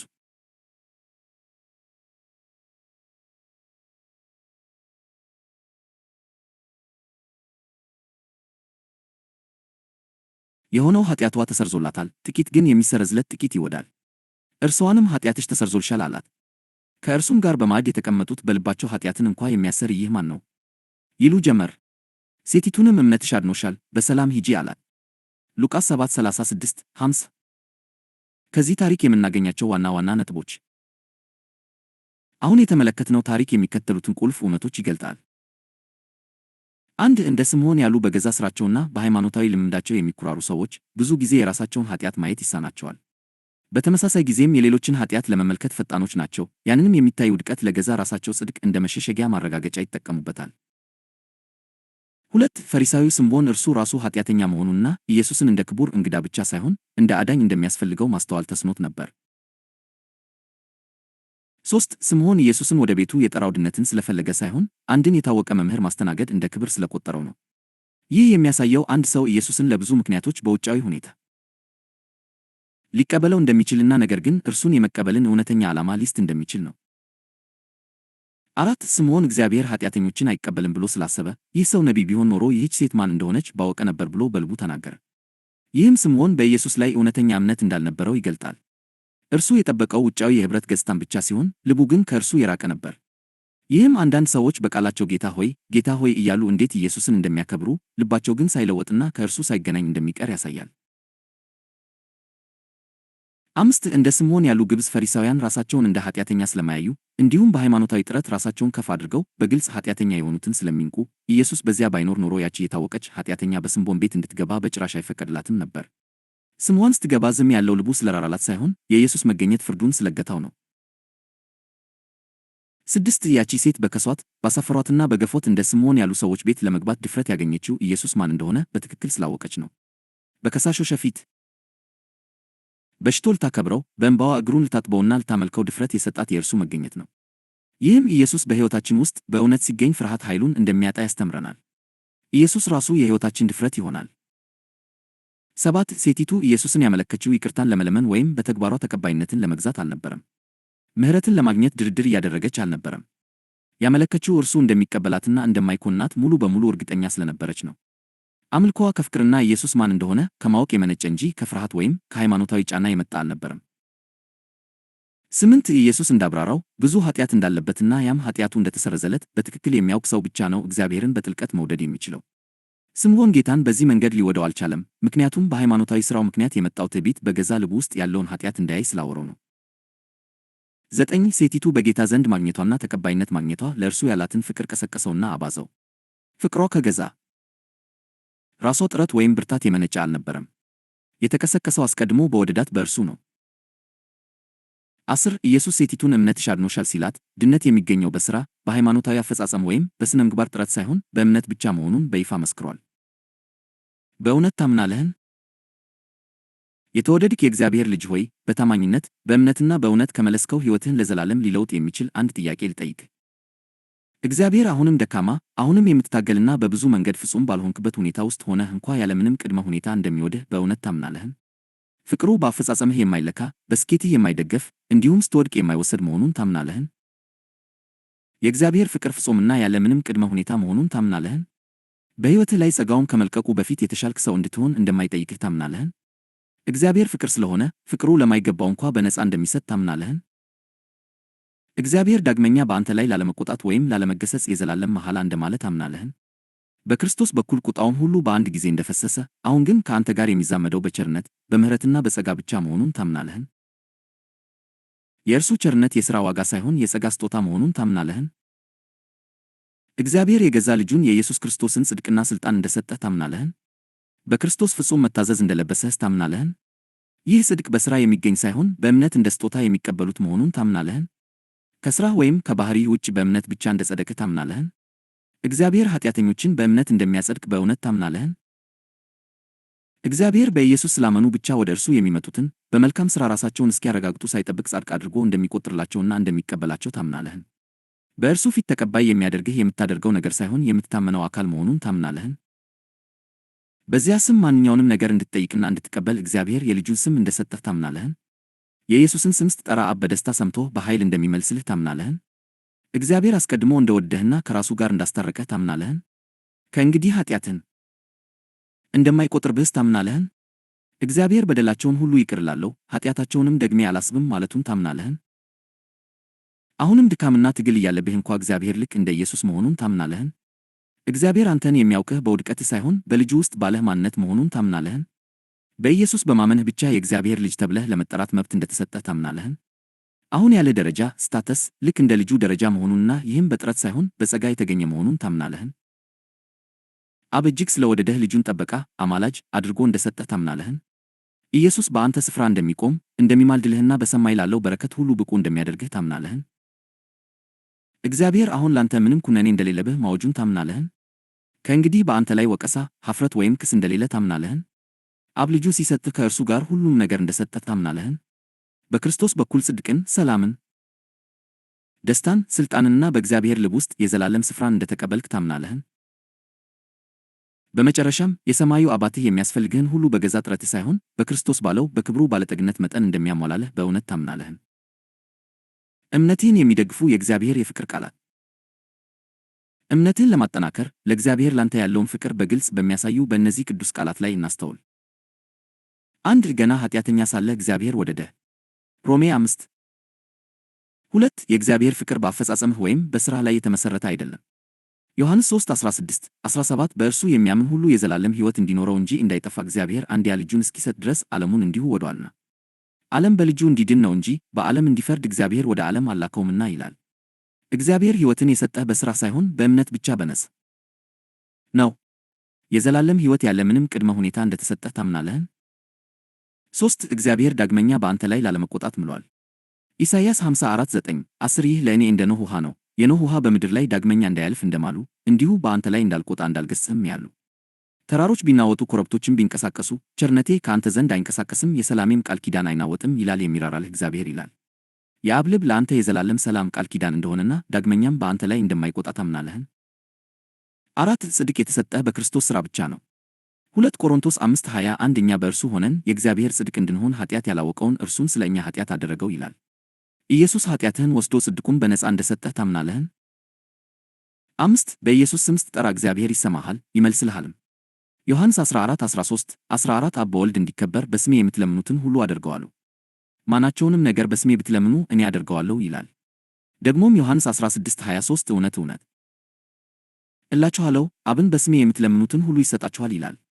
በእምነት የእግዚአብሔር ልጅ የኢየሱስ ስም እንደተሰጠህና በእርሱም በኩል ወደ አብ የመቅረብ ዕድል እንዳለህ ታምናለህን? 6. በእምነት የእግዚአብሔር ልጅ ተብለህ የመጠራት መብት ተሰጥቶሃል። ዮሐንስ 1:12 ለተቀበሉት ሁሉ ግን በስሙ ለሚያምኑት ለነርሱ የእግዚአብሔር ልጆች የሆኑ ዘንድ ሥልጣንን መብትን ሰጣቸው ይላል። የእግዚአብሔር ልጅነትህ በስሙ በማመን የተቀበልከው ስጦታ መሆኑን ታምናለህን? 7. እግዚአብሔር በዚህ ዓለም ውስጥ እንደ ኢየሱስ እንደሆንክ ያውጃል። 1 ዮሐንስ 4:17 እርሱ እንዳለ እኛ ደግሞ እንዲሁ በዚህ ዓለም ነንና በፍርድ ቀን ድፍረት ይሆንልን ዘንድ ፍቅር በዚህ ከእኛ ጋር ተፈጽሟል ይላል። በድካም በፈተና ወይም በትግል ውስጥ ብትሆንም እንኳ በዚህ ዓለም ውስጥ እንደ ልጁ እንደ ኢየሱስ እንደሆንክ የሚናገረውን የእግዚአብሔርን ፍቅር ታምናለህን? የመልእክቱ አጠቃላይ እይታ፣ መደምደሚያ እና የተግባር ጥሪ። በኢየሱስ ማመን ማለት ምን ማለት ነው? ወዳጆች ሆይ፣ እዚህ ጋር የምንገልጠው ነገር በስነ መለኮት ላይ የሚደረግ ትንሽ ማስተካከያ ሳይሆን የድህነት የመዳን መሠረት ራሱ ስለሆነ ለዚህ እውነት ሙሉ ትኩረታችሁን ስጡ። ይህ ምዕራፍ ኢየሱስን ታደንቁታላችሁ፣ ታከብሩታላችሁ ወይም በትምህርቶቹ ትስማማላችሁ ወይ ብሎ አይጠይቅም። ይልቁንም በሕይወትና በሞት፣ በነጻነትና በባርነት፣ በዕረፍትና ማለቂያ በሌለው ጥረት መካከል ያለውን ልዩነት የሚወስን አንድ ጥያቄ ያቀርባል። በኢየሱስ ማመን በእውነት ምን ማለት ነው? በኢየሱስ ማመን እርሱ አዳኝ፣ የእግዚአብሔር ልጅ፣ ቤዛ ወይም ከድንግል ማርያም የተወለደ መሆኑን አምኖ መቀበል ብቻ አይደለም። እነዚህ ሁሉ እውነቶች ቢሆኑም በራሳቸው ግን የሚያድን እምነት አይሆኑም። በሚሊዮኖች የሚቆጠሩ ሰዎች እነዚህን እውነታዎች ያምናሉ፣ ነገር ግን ሳይለወጡ በፍርሃት በኩነኔና በኃይል አልባነት ይኖራሉ። ለምን? ምክንያቱም እውነተኛ እምነት ከእውነት ጋር መስማማት ብቻ ሳይሆን ከአንድ አካል ከክርስቶስ ጋር መተሳሰር ስለሆነ ነው። እንደ ቅዱሳት መጽሐፍ ትምህርት፣ እምነት ከኢየሱስ ክርስቶስ ማንነትና ሕይወት ጋር ሊያገናኝህ የተሰጠ መለኮታዊ ስጦታ ነው። ስለ እርሱ ያለ መረጃ ሳይሆን በእርሱ ውስጥ ተካፋይ መሆን ነው። ማመን ማለት የእርሱን ሕይወት እንደ ራስህ ሕይወት፣ የእርሱን ማንነት እንደ ራስህ ማንነት እና በእግዚአብሔር አብ ፊት ያለውን አቋም እንደ ራስህ አቋም አድርጎ መቀበል ነው። ድህነት የሚገኘው ራስህን በማሻሻል አይደለም። ድህነት የሚገኘው ሌላኛውን ክርስቶስን እንደ እውነተኛ ማንነትህ ስትቀበል ነው። ኢየሱስ ስለ ማመን ሲናገር ስለ አእምሮአዊ ተቀባይነት ተናግሮ አያውቅም። እርሱ እየገለጸ ያለው የሕይወት መንገድን ነው። ማመን ማለት ወደ እርሱ ታሪክ፣ ወደ እርሱ እውነታ፣ ወደ እርሱ ተሞክሮ እና ወደ እርሱ ሕይወት ውስጥ መግባት ማለት ነው። መጽሐፍ ቅዱስ በእርሱ የሚያምን ሁሉ የዘላለም ሕይወት አለው የሚለው ለዚህ ነው። የዘላለም ሕይወት ከሞት በኋላ የሚሰጥ የቆየ ሽልማት አይደለም። የዘላለም ሕይወት አማኙ የሚካፈለው የኢየሱስ አሁናዊ ሕይወት ነው። የዘላለም ሕይወት የወደፊት ዋጋ ሳይሆን አሁን በአንተ ውስጥ የሚኖር ክርስቶስ ነው። እርሱ የማይጠፋ፣ በእርግማን፣ በበሽታ፣ በኩነኔ ወይም በሞት የማይነካ ነው። ተፈጥሯዊ ሕይወት ደካማ፣ ውስንና ለፍርሃት የተገዛ ነው። የኢየሱስ ሕይወት ግን አሸናፊ፣ ጻድቅና ለዘላለም የተጠበቀ ነው። እምነት እግዚአብሔር አንተን ከተፈጥሯዊ ማንነትህ አውጥቶ ወደ ክርስቶስ ማንነት የሚያሻግርበት በር ነው። ለዚህ ነው ማመን እውነትን ከመቀበል በላይ የሆነው። ማመን እግዚአብሔር ያንተን አሮጌ ሕይወት በልጁ ሕይወት የሚለውጥበት የሰማይ ጥበብ ነው። በተፈጥሮ ልደት የወረስከውን ማንነት ትክዳለህ፣ በክርስቶስ የተገለጠውን ማንነት ትቀበላለህ። ከአዳም መኖርን አቁመህ ከክርስቶስ መኖር ትጀምራለህ። ድህነት ማለት ይህ ነው። ቅዱሳት መጻሕፍት እንደሚያስተምሩት ሰው በልቡ እንደሚያምን እንዲሁ ይሆንለታል። ኢየሱስ ራሱ እንደ እምነትህ ይሁንልህና እንዳመንክ ይሁንልህ እያለ ደጋግሞ ተናግሯል። እንደ ተፈጥሯዊ ሰው በራስህ ብቻ የምታምን ከሆነ የሰው ልጅ ውስንነቶች በሕይወትህ ላይ ይሰለጥናሉ። ነገር ግን ወደ ክርስቶስ ካመንህና የእርሱን ማንነት እንደ ራስህ ካደረግህ የእርሱ ጽድቅ፣ ሥልጣን፣ ድልና ክብር በአንተ ውስጥ መገለጥ ይጀምራሉ። ይህ የድህነትን እውነተኛ ትርጉም ይገልጣል። ድህነት ማለት በማንነት ልውውጥ ከኃጢአት፣ ከፍርድ፣ ከፍርሃትና ከኩነኔ መላቀቅ ነው። ኢየሱስ ያንተ ጽድቅ ይሆናል። ኢየሱስ ያንተ በረከት ይሆናል። ኢየሱስ ያንተ ክብር ይሆናል። ይህ ሁሉ የሚገኘው በሥራ ሳይሆን በመቀበል ነው። መጽሐፍ ቅዱስ በጸጋ በእምነት ድነናል የሚለው ለዚህ ነው። እግዚአብሔር ለሰው ልጅ መርሆዎችን፣ ዘዴዎችን ወይም የሃይማኖት ሥርዓቶችን አልሰጠም። እግዚአብሔር ለሰው ልጅ ልጁን ሰጠ። ልጁ ጻድቅ ስለሆነ ሁሉም ነገር የእርሱ ነው።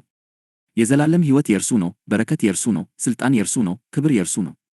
እግዚአብሔር እነዚህን ነገሮች ከክርስቶስ ውጭ አይሰጥም፣ ምክንያቱም እነዚህን ለመያዝ ጽድቅ ያስፈልጋል። ስለዚህ እግዚአብሔር ሁሉም ነገር ለልጁ ሰጠ፣ ከዚያም የሰው ልጅ ልጁን እንዲቀበል ጋበዘ። መለኮታዊ ሥርዓት ይህ ነው። ልጁ ያለው ሕይወት አለው፣ የእግዚአብሔር ልጅ የሌለው ሕይወት የለውም። በረከት ሁሉ በክርስቶስ ነው። አቅርቦት ሁሉ በክርስቶስ ነው። ሥልጣን ሁሉ በክርስቶስ ነው። ከክርስቶስ ውጭ ማንኛውንም ነገር መፈለግ መታለል ነው። በእምነት ወደ ክርስቶስ መግባት እግዚአብሔር አስቀድሞ የሰጠውን ሁሉ እንድታገኝ ያደርግሃል። ለዚህ ነው ድህነት ከክርስቶስ ውጭ በጸሎት፣ በዲሲፕሊን ወይም በሃይማኖታዊ ጥረት ሊገኝ የማይችለው። ፈውስ፣ ጽድቅ፣ ሰላምና ነጻነት ያሉት በእርሱ ውስጥ ብቻ ነው። እርሱን ስትቀበል እርሱ የሆነውን ሁሉ እና ያለውን ሁሉ ትቀበላለህ። ወዳጆች ሆይ ይህን በግልጽ ስሙ። ኢየሱስ የመጣው የሰውን ጠባይ ለማሻሻል አይደለም። እርሱ የመጣው የሰውን ሕይወት ለመተካት ነው። የመጣው ከውጪ ባህሪን ለማስተካከል ሳይሆን ከውስጥ ጽድቅን ለመስጠት ነው። የኃጢአተኞች ወዳጅ የተባለው ለዚህ ነው። የእርሱ ወዳጅነት በአጋጣሚ የመጣ ሳይሆን ተልእኮውን የሚያሳይ ነበር። ኢየሱስ የመጣው የሥነ ምግባር መሻሻል ለማምጣት ቢሆን ኖሮ ሕጉ በቂ ነበር። ሕጎች፣ ዛቻዎች እና ቅጣቶች ባህሪን ሊገቱ ይችላሉ። ነገር ግን ኢየሱስ ከሕግ የሚበልጥ ነገርን ገለጠ፣ ጸጋን ገለጠ፣ እምነትን ገለጠ፣ ራሱን እንደ እግዚአብሔር ስጦታ ገለጠ። ሰዎችን ራሳችሁን አሻሽሉ አላለም፣ ሰዎችን ወደ ራሱ ጠራ። እውነተኛ ጽድቅ የሚመጣው ጻድቅ ለመሆን በመሞከር ሳይሆን የኢየሱስን ጽድቅ በመቀበል ነው። ድህነት ራስን መጠገን ሳይሆን መለኮታዊ ልውውጥ ነው። ኢየሱስ ኃጢአተኞች የተሻለ ባህሪ እንዲኖራቸው አይረዳም፣ ይልቁንም ጽድቁን ይሰጣቸዋል። ከዚያም የጽድቅ ፍሬ በተፈጥሮ ይከተላል። ኃጢአተኞች በኢየሱስ ዙሪያ ሰላም የተሰማቸው ለዚህ ነው። እርሱ ከእነርሱ ጋር የነበረው ግንኙነት በሕግ ሳይሆን በጸጋ ነበር። ስለ ባሕርያቸው ከመናገሩ በፊት ኩነኔን አስወገደ። የእርሱ ተቀባይነት ንስሐን አመጣ፣ ምሕረቱ እምነትን ቀሰቀሰ፣ ፍቅሩም ሕይወትን ለወጠ። ይህም ኢየሱስ ባሕሪን በቁጥጥር ለምን እንዳልመራ ያብራራል። ይሁዳን ተመልከቱ። ኢየሱስ ድክመቱን ያውቅ ነበር፣ ስርቆቱን ያውቅ ነበር፣ ክህደቱንም ያውቅ ነበር። ሆኖም ግን አላጋለጠውም፣ አላሳፈረውም ወይም አላባረረውም። ለምን? ምክንያቱም ኢየሱስ ስርቆትን ለማቆም ብቻ እየሞከረ አልነበረም፣ እምነትን እየጋበዘ ነበር። የይሁዳ እውነተኛ ችግር እምነት ማጣት እንጂ ባሕሪ አልነበረም። እምነት በኃይል አይመጣም፣ መመረጥ አለበት። ሃይማኖት ኃጢአትን በፍርሃትና በቅጣት ይቆጣጠራል፣ ኢየሱስ ግን ኃጢአትን በጸጋና በጥሪ ያሸንፋል። ሃይማኖት ሥርዓቶችን ይጠብቃል፣ ኢየሱስ ግን ሰዎችን ያድናል። ለዚህም ነው ይሁዳን እስከ መጨረሻው በአክብሮትና በትዕግሥት የያዘው። በመጨረሻው ሰዓት እንኳ ወዳጄ ብሎ ጠራው። ይኸው መርህ በዘኬዎስ ሕይወት ውስጥ ይታያል። ኢየሱስ ከእርሱ ጋር ከመቀመጡ በፊት ካሳ እንዲከፍል አልጠየቀም። አስቀድሞ ኅብረትን አወጀ፣ ለውጥ ግን ተከተለ። ጸጋ ከንስሐ ቀደመ፣ ተቀባይነት ከለውጥ በፊት መጣ። ኢየሱስ ወደ ቤቱ በገባበት ቅጽበት ድኅነት ወደዚያ ቤት መጣ። ይህ እውነት በሳምራዊቷ ሴት፣ በምንዝር በተያዘችው ሴት፣ በሮማዊው የመቶ አለቃና በሌሎችም ስፍር ቁጥር በሌላቸው ሰዎች ዘንድ ይታያል። ኢየሱስ ዘወትር ከመክሰስ ይልቅ መቀራረብን፣ ከኩነኔ ይልቅ ኅብረትን፣ ከሕግ ይልቅ ጸጋን መረጠ። የሰዎችን ወሬ አልፈራም፣ የሚመራው በአብ ልብ ነበር። መጽሐፍ ቅዱስ እግዚአብሔር ልጁን ወደ ዓለም የላከው ዓለምን እንዲያድን እንጂ እንዲፈርድበት እንዳልሆነ በግልጽ ይናገራል። ኢየሱስ በኃጢአት አልደነገጠም፣ ቅድስናን በጫና አላስገደደም። ሕግ ሊያደርገው ያልቻለውን ጸጋ እንደሚያደርገው አመነ። አሁን ይህን በግልጽ ተረዳ።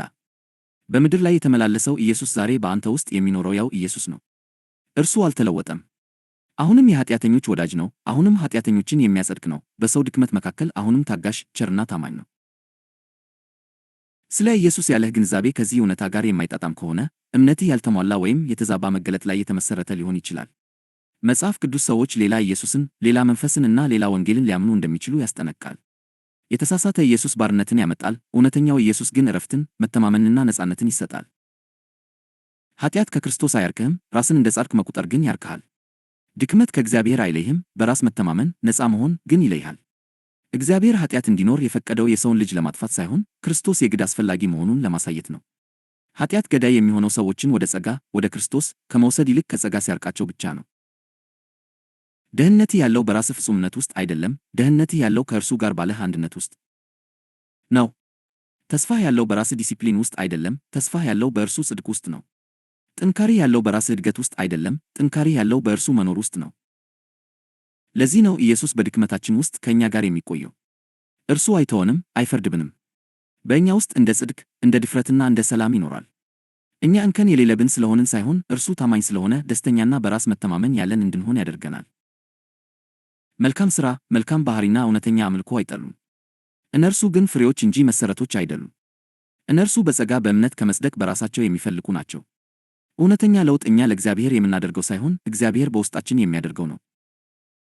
የኢየሱስን እግር ያጠበችው ያቺ ኃጢአተኛ ሴት ታሪክ ይህን በሚገባ ይገልጣል። ብዙ የተሰረየላት መሆኑን ስላወቀች ብዙ ወደደች። አምልኮዋ የመነጨው ከእርግጠኝነት እንጂ ከፍርሃት አልነበረም። ስምዖን ግን ራሱን ጻድቅ አድርጎ መቁጠሩ ፍላጎቱን እንዳያይ ስላሳወረው በጥልቀት መውደድ አልቻለም። ኢየሱስ ያዳናት እምነቷ እንደሆነ ተናገረ። እንባዋ አይደለም፣ ሥራዋ አይደለም፣ እምነቷ እንጂ። ድኅነት ዘወትር በእምነት ብቻ ነው። እንግዲህ አሁኑ ጥያቄው ወደ አንተ ይመለሳል ወዳጅ። በእውነት ታምናለህ? እግዚአብሔር ያለ ምንም ቅድመ ሁኔታ እንደሚወድህ ታምናለህ? ጽድቅ በስጦታ እንደተሰጠ ታምናለህ? ምንም ኩነኔ እንደሌለብህ ታምናለህ? ክርስቶስ ሕይወትህ እንደሆነ ታምናለህ? በእግዚአብሔር ልጅ በማመን መኖር ማለት አስቀድመህ በእርሱ ከሆንከው ማንነት መኖር ማለት ነው። የእግዚአብሔር ልጅ ለመሆን እየጠበቅህ አይደለም፣ በእምነት የእግዚአብሔር ልጅ ነህ። ሥልጣንን ለማግኘት እየጣርክ አይደለም፣ በስሙ ሥልጣንን ተቀብለሃል። እምነት ስሜትን ወይም ፍጹምነትን አይጠብቅም።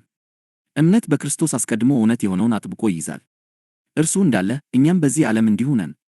ይህ አሁናዊ እውነታ እንጂ የወደፊት ተስፋ አይደለም። ስለዚህ በድፍረት ኑር፣ በድፍረት ተናገር፣ በነጻነት ውደድ፣ በልበ ሙሉነት ተመላለስ። ሥራው ተፈጽሟል፣ ስጦታው ተሰጥቷል። ጥያቄው እምነት ብቻ ነው። እውነተኛው ኢየሱስ ይህ ነው። እውነተኛው ወንጌል ይህ ነው።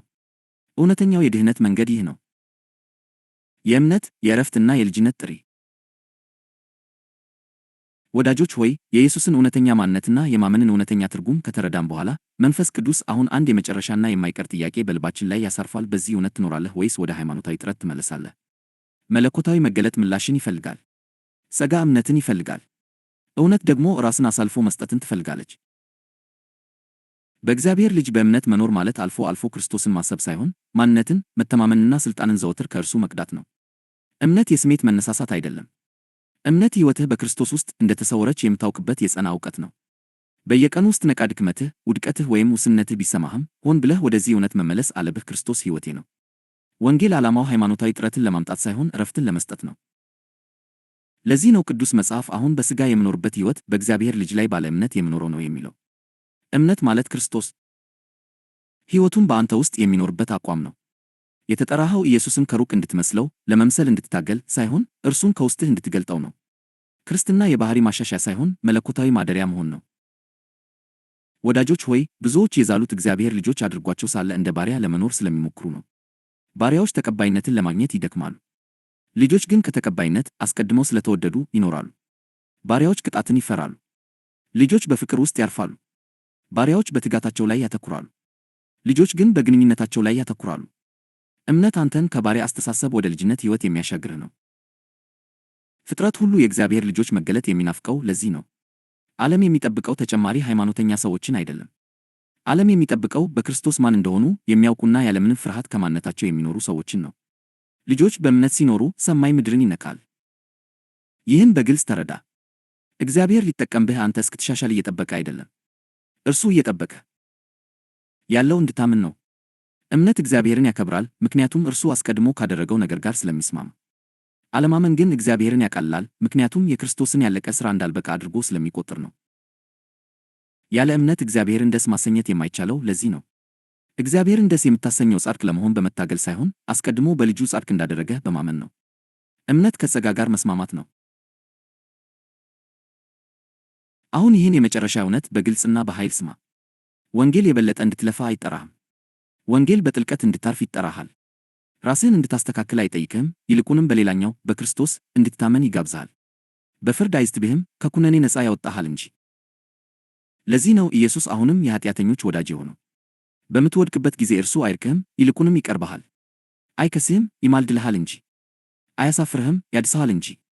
በአንተ ውስጥ የሚኖረው እንደ ዳኛ ሳይሆን እንደ ጽድቅ፣ ሰላምና ደስታ ነው። ስለዚህ ወዳጆች ወይ ሕይወታችሁን በድክመታችሁ መለካት አቁሙና በእርሱ ታማኝነት መለካት ጀምሩ። ከቀድሞ ታሪካችሁ ጋር መቆራኘት አቁሙና ከእርሱ ትንሣኤ ጋር ተቆራኙ። አስቀድማችሁ የሆናችሁትን ለመሆን መታገልን አቁሙ። እመኑ። 1 እርሱ ጻድቅ ስለሆነ አንተ ጻድቅ ነህ። 2 እርሱ ተቀባይነት ስላለው አንተ ተቀባይነት አለ። 3 እርሱ ደህንነቱ የተጠበቀ ስለሆነ አንተም ደህንነትህ የተጠበቀ ነው። 4 እርሱ የተወደደ ስለሆነ አንተም የተወደድክ ነህ። ይህ ድፍረት፣ ትዕቢት አይደለም፣ ይህ እምነት ነው። በዚህ መንገድ ብትኖር ፍርሃት ጉልበቱን ያጣል፣ ኩነኔ ድምፁ ይጠፋል፣ ኃጢአት ግዛቱ ያበቃል፣ ደስታ ደግሞ ጥንካሬ ይሆናል። መውደድ የተፈጥሮህ ይሆናል፣ ሥልጣን ደግሞ ያለ ጥረት ይፈሳል። እንደ እግዚአብሔር ልጅ በንድፈ ሐሳብ ሳይሆን በተግባር ትኖራለህ። ምዕራፉ ሰማይ በጀመረበት ቦታ ላይ ይጠቃለላል። እግዚአብሔር ዓለምን እንዲሁ ወዶአልና አንድያ ልጁን ሰጠ። በእርሱ የሚያምን ሁሉ አይጠፋም፣ ከሕይወቱም ይኖራል። ወንጌል ይህ ነው። ጥሪው ይህ ነው። የድኅነት መንገድ ይህ ነው። ወዳጆች ሆይ ሥራው ተፈጽሟል። ልጁ ተሰጥቷል። ሕይወቱም ይገኛል። ብቻ እመን። ይህ መልእክት በሃይማኖት እንዴት እንደተዛባ እና አጥብቆ መያዝ ለምን ለነጻነት አስፈላጊ እንደሆነ።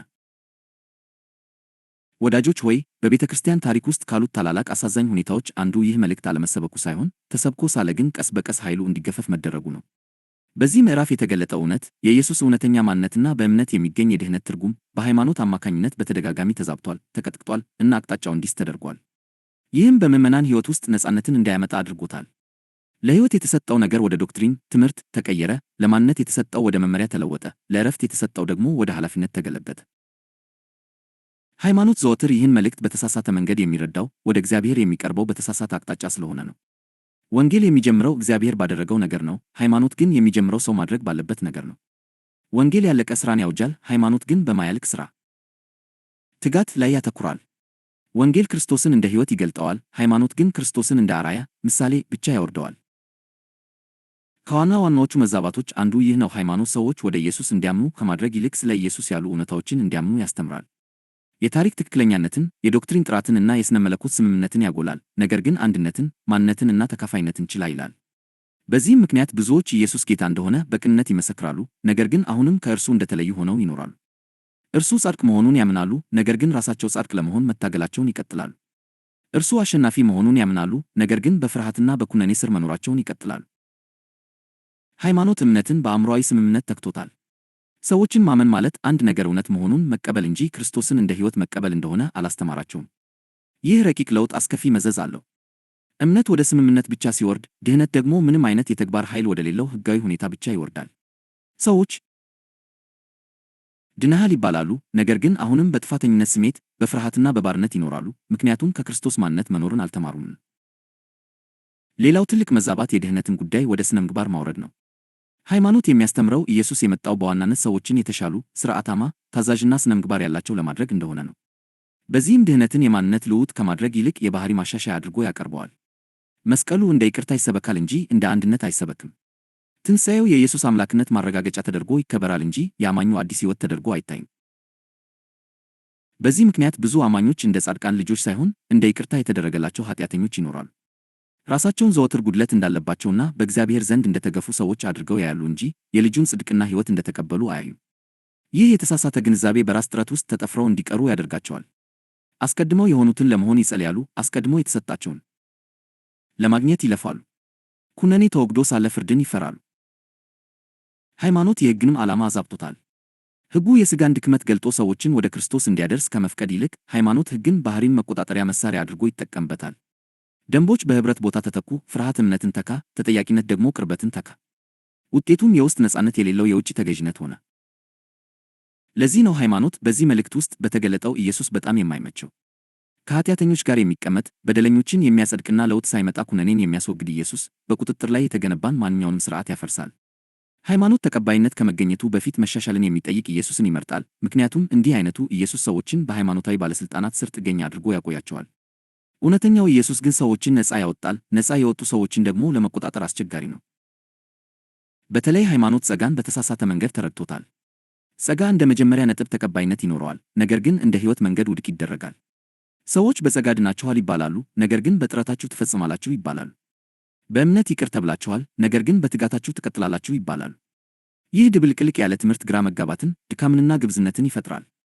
አማኞች ለዘላለም ሕይወት ክርስቶስን እንዲታመኑ፣ ለዕለት ተዕለት ሕይወት ግን ራሳቸውን እንዲታመኑ ያስተምራቸዋል። በዚህ መዛባት ምክንያት ድክመት ወደ ክርስቶስ በጥልቀት የመጠጋት ጥሪ መሆኑ ቀርቶ እንደ ውድቀት ይታያል። ኃጢአት የጸጋ አስፈላጊነት ማሳያ መሆኑ ቀርቶ የመለየት ማስረጃ ተደርጎ ይወሰዳል። ሰዎች ድክመታቸውን በግልጽ ወደ ኢየሱስ አምጥተው ከእርሱ ጽድቅ መኖርን ከመማር ይልቅ ድክመታቸውን እንዲደብቁ፣ እንዲያስተካክሉ ወይም እንዲሸፍኑ ይማራሉ። ሌላው ከባድ የተሳሳተ ግንዛቤ ደግሞ ይህ መልእክት ሕገወጥነትን ያመጣል የሚል ፍርሃት ነው። ሃይማኖት ሰዎች ጽድቅ በስጦታ እንደተሰጣቸው ከተነገራቸው ስለ ቅድስና ግድ አይላቸውም ብሎ ያስባል። ይህ በጸጋ ኃይል ላይ ያለውን አለማመን ያሳያል። እውነታው ግን ተቃራኒው ነው። ሕግ ባህሪን ለጊዜው ይገታል፣ ጸጋ ግን ልብን ለዘላለም ይለውጣል። መውደዳቸውን የሚያውቁ ብቻ በእውነት መውደድ ይችላሉ። በጽድቅ የሚያርፉ ብቻ የጽድቅን ፍሬ ማፍራት ይችላሉ። ሃይማኖት ፍሬ ለማምጣት ፍሬውን ያስገድዳል፣ ኢየሱስ ግን ሕይወትን በመስጠት ፍሬን ያበቅላል። ሃይማኖት በውጭው ላይ ያተኩራል፣ ኢየሱስ ግን ውስጥን ይለውጣል። ኃጢአተኞች ወደ ኢየሱስ የተሳቡትና የሃይማኖት መሪዎች በእርሱ የተናደዱት ለዚህ ነው። ያው ምላሽ ዛሬም ይቀጥላል። ይህ መልእክት ባለመረዳቱ ምክንያት ብዙ አማኞች እውነተኛ ነጻነትን ሳይለማመዱ ሙሉ ሕይወታቸውን ይኖራሉ። ድነዋል፣ ነገር ግን አያርፉም። ይቅር ተብለዋል፣ ነገር ግን አይተማመኑም። ተወደዋል፣ ነገር ግን ደህንነት አይሰማቸውም።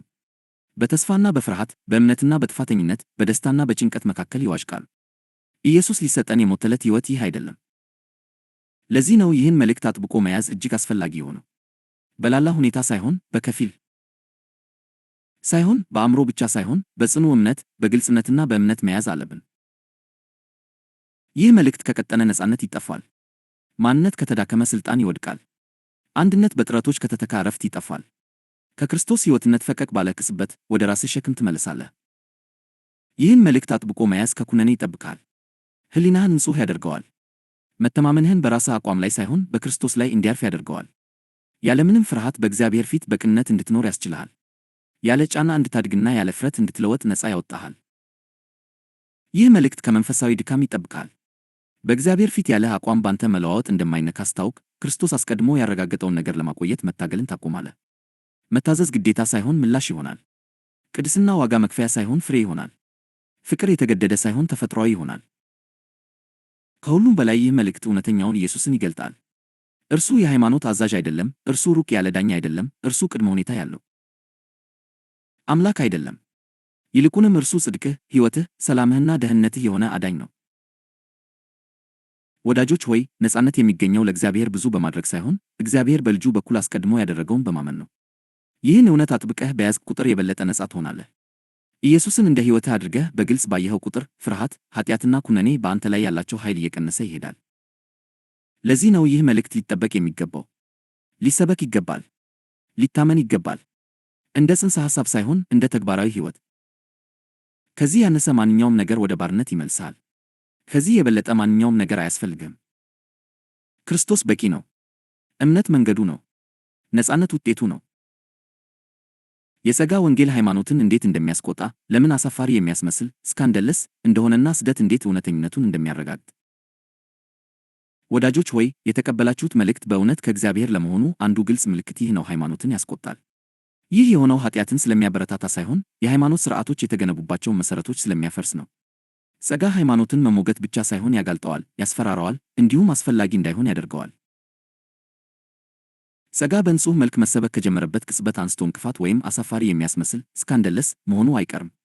ይህ በአጋጣሚ የሚሆን ሳይሆን መጽሐፍ ቅዱሳዊ ነው። የኢየሱስ ክርስቶስ ወንጌል ዘወትር ለሃይማኖተኛ አእምሮ መሰናከያ ነው። የመስቀሉ ቃል ለኃጢአተኞች ሳይሆን ለሃይማኖተኞች ነው። ራሳቸውን ጻድቅ አድርገው ለሚቆጥሩት ሞኝነት፣ አስቆጪና ተቀባይነት የሌለው ተብሎ ተጠርቷል።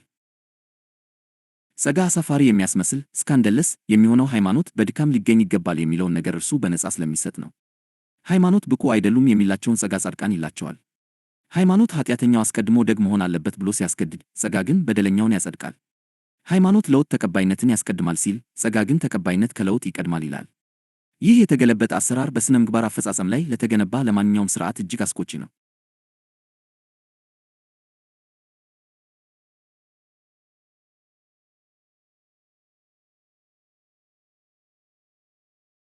ሃይማኖት የሚኖረው በመለካት ላይ ነው። ጸጋ ግን መለካትን ያስቀራል። ሃይማኖት የሚተርፈው በንጽጽር ነው። ጸጋ ንጽጽርን ያጠፋል። ሃይማኖት ሰዎችን እንደ መታዘዛቸው፣ እንደ ዲሲፕሊናቸው፣ እንደ ዕውቀታቸውና እንደ ውጫዊ ቅድስናቸው ደረጃ በመስጠት ላይ የተመሠረተ ነው። ጸጋ ግን ሜዳውን ያስተካክላል። የሚያምኑ ሁሉ በክርስቶስ አንድ አይነት ጽድቅ፣ አንድ አይነት አቋም እና አንድ አይነት ርስት እንዳላቸው ያውጃል። ጸጋ በተፈጥሮ ሃይማኖትን የሚያስቆጣው ለዚህ ነው። ማን ተቀባይ እንደሆነና ማን እንዳልሆነ የመወሰን ሥልጣንን ከሃይማኖት እጅ ይነጥቃል። ጽድቅ ስጦታ ሲሆን የሃይማኖት ኃይል ይከስማል።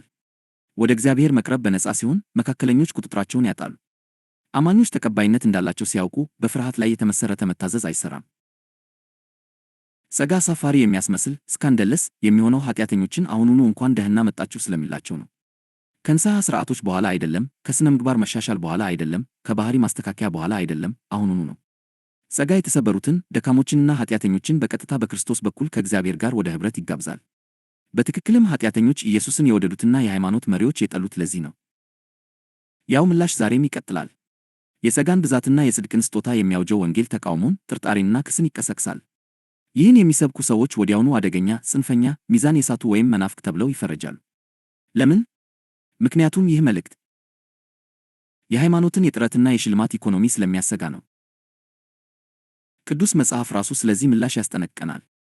ያለ ሥራ በእምነት መጽደቅን የሰበከው ሐዋርያው ጳውሎስ በሃይማኖተኛ ሰዎች ያለ ዕረፍት ይሰደድ ነበር። ኃጢአትን ያበረታታል፣ ሕግን ያፈርሳል፣ እንዲሁም ሥነ ምግባርን ያጠፋል ተብሎ ተከሷል። ሆኖም ጳውሎስ በግልጽ መለሰ። ጽድቅ በሕግ በኩል የሚመጣ ከሆነ ክርስቶስ በከንቱ ሞተ። የመስቀሉ እክል በትክክልም ይህ ነው። የሰው ጥረት ሙሉ በሙሉ ተገሏል። የጽድቅ ስጦታ አስቆጪ የሚሆነው ምንም ያህል ዲሲፕሊን፣ መሥዋዕትነት ወይም ሃይማኖታዊ ትጋት በእግዚአብሔር ፊት ያለህን አቋም ሊያሻሽለው እንደማይችል ስለሚያውጅ ነው። ይህ ኩሩዎችን ያዋርዳል፣ በራሳቸው የሚተማመኑትንም ያስቆጣል። የራስ ጽድቅን ከንቱነት ያጋልጣል፣ ትምክህትን ያስቀራል። ለሰው ልጅ አንድ አማራጭ ብቻ ይተዋል፣ እምነት። ስለ ጸጋ ስደት የሚመጣው ለዚህ ነው። ከዓለም የሚመጣ ስደት ሳይሆን ከሃይማኖት የሚመጣ ስደት። ኃጢአተኞች ምሕረት እንደሚያስፈልጋቸው ስለሚያውቁ ዓለም ብዙ ጊዜ ከሃይማኖት ይልቅ ለጸጋ ክፍት ናት። ሃይማኖተኛ ሰዎች ግን ሽልማት ይገባናል ብለው ያምናሉ። ኢየሱስ ራሱ ሃይማኖተኞች እርሱም በእውነት የሚከተሉትን እግዚአብሔርን እንደሚያገለግሉ እያሰቡ እንደሚያሳድዱ ተናግሯል። ይህ ስደት በዋናነት የአካል ጥቃት አይደለም፣ ብዙ ጊዜ ረቂቅ ነው። የሚመጣው በመገለል፣ በማግለል፣ ስምን በማጥፋትና በሐሰት ወሬ ነው። ጸጋን የሚሰብኩ ሰዎች ሥርዓትን ያላሉ፣ ቅድስናን ያደከሙ እና እውነትን ያዛቡ ተብለው ይከሰሳሉ። ሆኖም ይህ ተቃውሞ የስህተት ምልክት አይደለም፣ የእውነተኝነት ምልክት ነው። የዚህ መልእክት እውነተኝነት የሚረጋገጠው ሃይማኖትን በማስቆጣቱ ነው። ጸጋ ተቃውሞን ካልቀሰቀሰ ጸጋ ሊሆን አይችልም። የጽድቅ ስጦታ የሃይማኖት ትዕቢትን ካልዛተበት የእግዚአብሔር ጽድቅ ሊሆን አይችልም። የጸጋ ብዛት በጥረት ላይ የተገነቡ ሥርዓቶችን ካላወከ ወንጌል ሊሆን አይችልም። መስቀል አስቆጪ የሆነው መልካም የምሥራች ስለነበረ አይደለም፣ የሰውን ትምክህት ስላበቃ እንጂ። ጸጋ አስቆጪ የሚሆነው ለራስ ክብር ቦታ ስለማይተው ነው። ድህነት ከመጀመሪያ እስከ መጨረሻ ሙሉ በሙሉ የእግዚአብሔር ሥራ መሆኑን ያውጃል።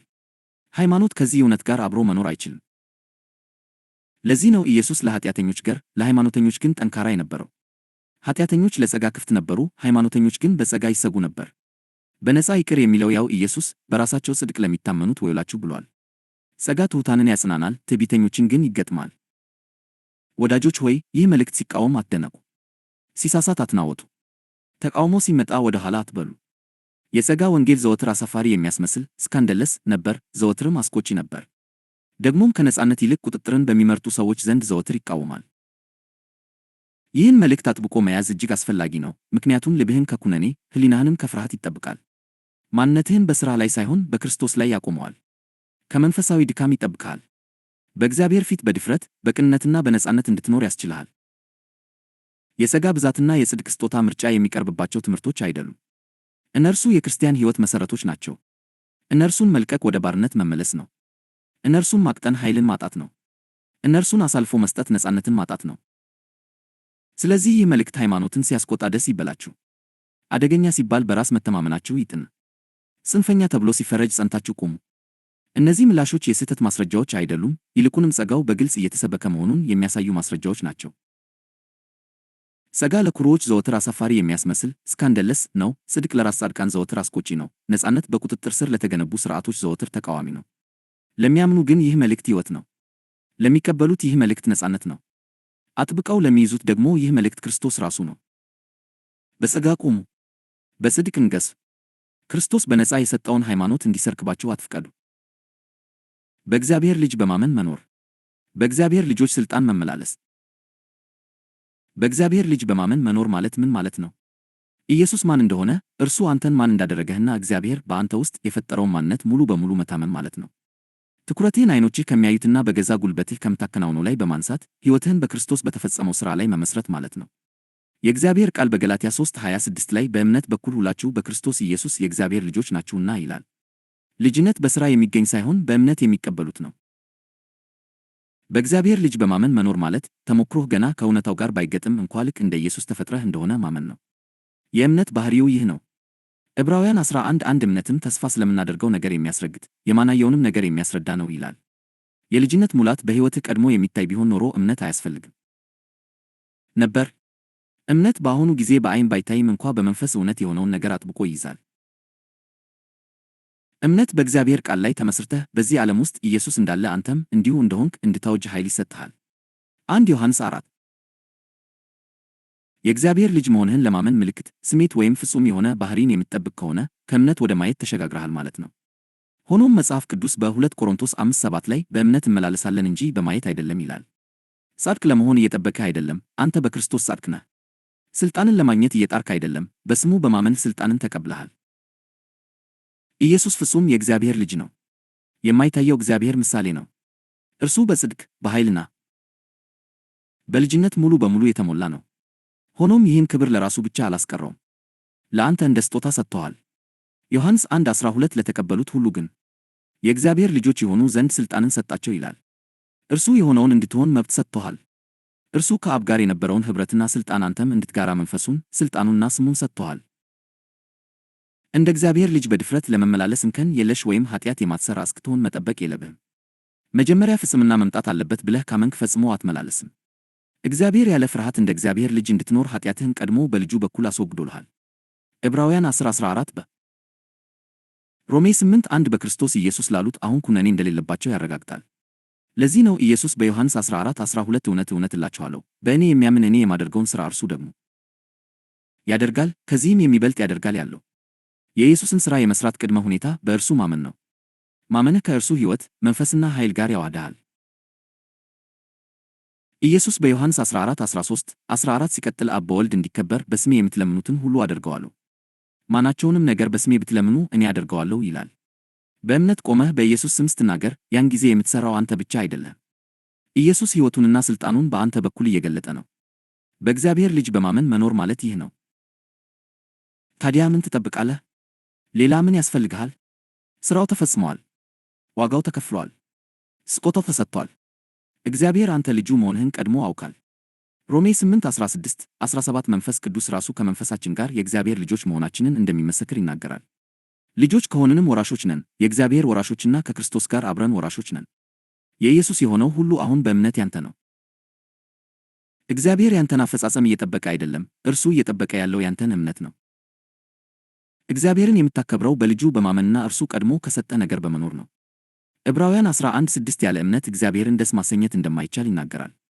እግዚአብሔር ቀድሞ ሆነሃል ያለውን ነገር ለመሆን በመጣር እግዚአብሔርን አታከብረውም። የምታከብረው እርሱ በልጁ በኩል በነፃ የሰጠህን በመቀበልና በዚያም በመመላለስ ነው። በእግዚአብሔር ልጅ በማመን መኖር ማለት ክርስቶስ በአንተ ውስጥ እንደሚኖር በማወቅ በየቀኑ መንቃት ማለት ነው። ገላትያ 2:20 ከክርስቶስ ጋር ተሰቅያለሁ፣ እኔም አሁን አልኖርም፣ ክርስቶስ ግን በእኔ ይኖራል። አሁንም በሥጋ የምኖርበት ኑሮ በወደደኝና ስለ እኔ ራሱን በሰጠው በእግዚአብሔር ልጅ ላይ ባለ እምነት የምኖረው ነው ይላል። የእርሱ ሕይወት ያንተ ሕይወት ነው። የእርሱ ጽድቅ ያንተ ጽድቅ ነው። የእርሱ ሥልጣን ያንተ ሥልጣን ነው። ስለዚህ በድፍረት ተመላለስ። በድፍረት ተናገር። ያለ ፍርሃት ውደድ። ድውያንን ፈውስ። አጋንንትን አስወጣ። የእግዚአብሔርን መንግሥት ስበክ። እንደ እግዚአብሔር ልጅ ኑር። ዓለም ያንተን መገለጥ እየጠበቀ ነው። ሮሜ 8:19 ፍጥረት ሁሉ የእግዚአብሔርን ልጆች መገለጥ በናፍቆት እንደሚጠብቅ ይናገራል። በአንተና በልጅነትህ መገለጥ መካከል ያለው ብቸኛው መሰናክል አለማመን ነው። ባመንክበት ቅጽበት ሁሉ ነገር ይለወጣል። እምነት ከተፈጥሮ በላይ ለሆነው ነገር በር ይከፍታል። እምነት በሰማይ ያለውን እውነታ ወስዶ በምድር ላይ እንዲገለጥ ያደርጋል። በእግዚአብሔር ልጅ ማመን የንግሥና ልጅነትህን ዕጣ ፈንታ የሚከፍት ቁልፍ ነው። አንድ ነገር ለመሆን እየሞከርክ አይደለም፣ አንተ ቀድሞውኑ እንደ ኢየሱስ ተደርገህ ተፈጥረሃል። ስለዚህ ተነስና በዚያ እውነታ ውስጥ ኑር። የተወደድክ የእግዚአብሔር ልጅ ሆይ ይህን እውነት በደንብ ተረዳ። እግዚአብሔር እነዚህን ነገሮች የሚሰጥህ በጥረትህ፣ በጸሎትህ፣ በዲሲፕሊንህ ወይም በጽድቅ ምክንያት አይደለም። የሚሰጠው በክርስቶስ በኩልና በእምነት ብቻ ነው። ጥያቄው ቀላል ነው። ይህን የምሥራች ታምናለህን?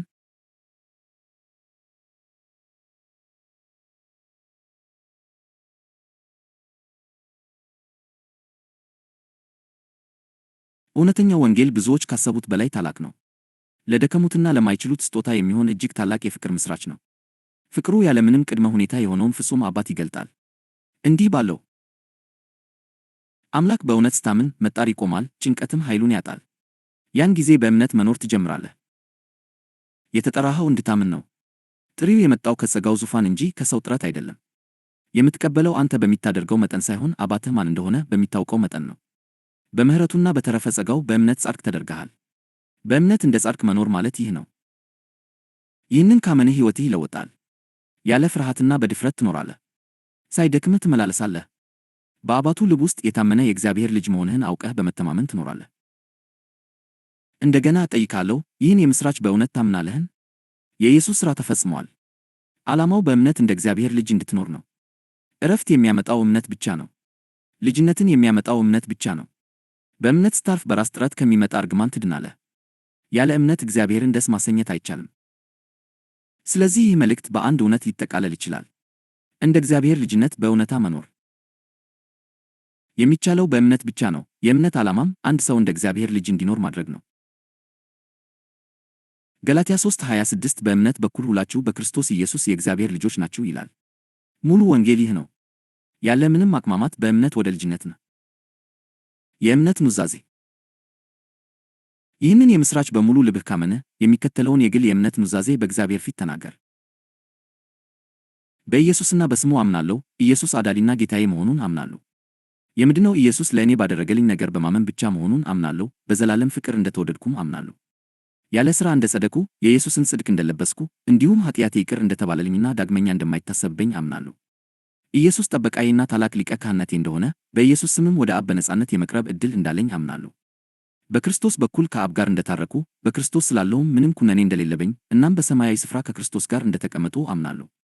በክርስቶስ በመንፈሳዊ በረከት ሁሉ እንደተባረኩ፣ እግዚአብሔርም እንደ ክብሩ ባለጠግነት የሚያስፈልገኝን ሁሉ በኢየሱስ ስም እንደሚያሟላልኝ አምናለሁ።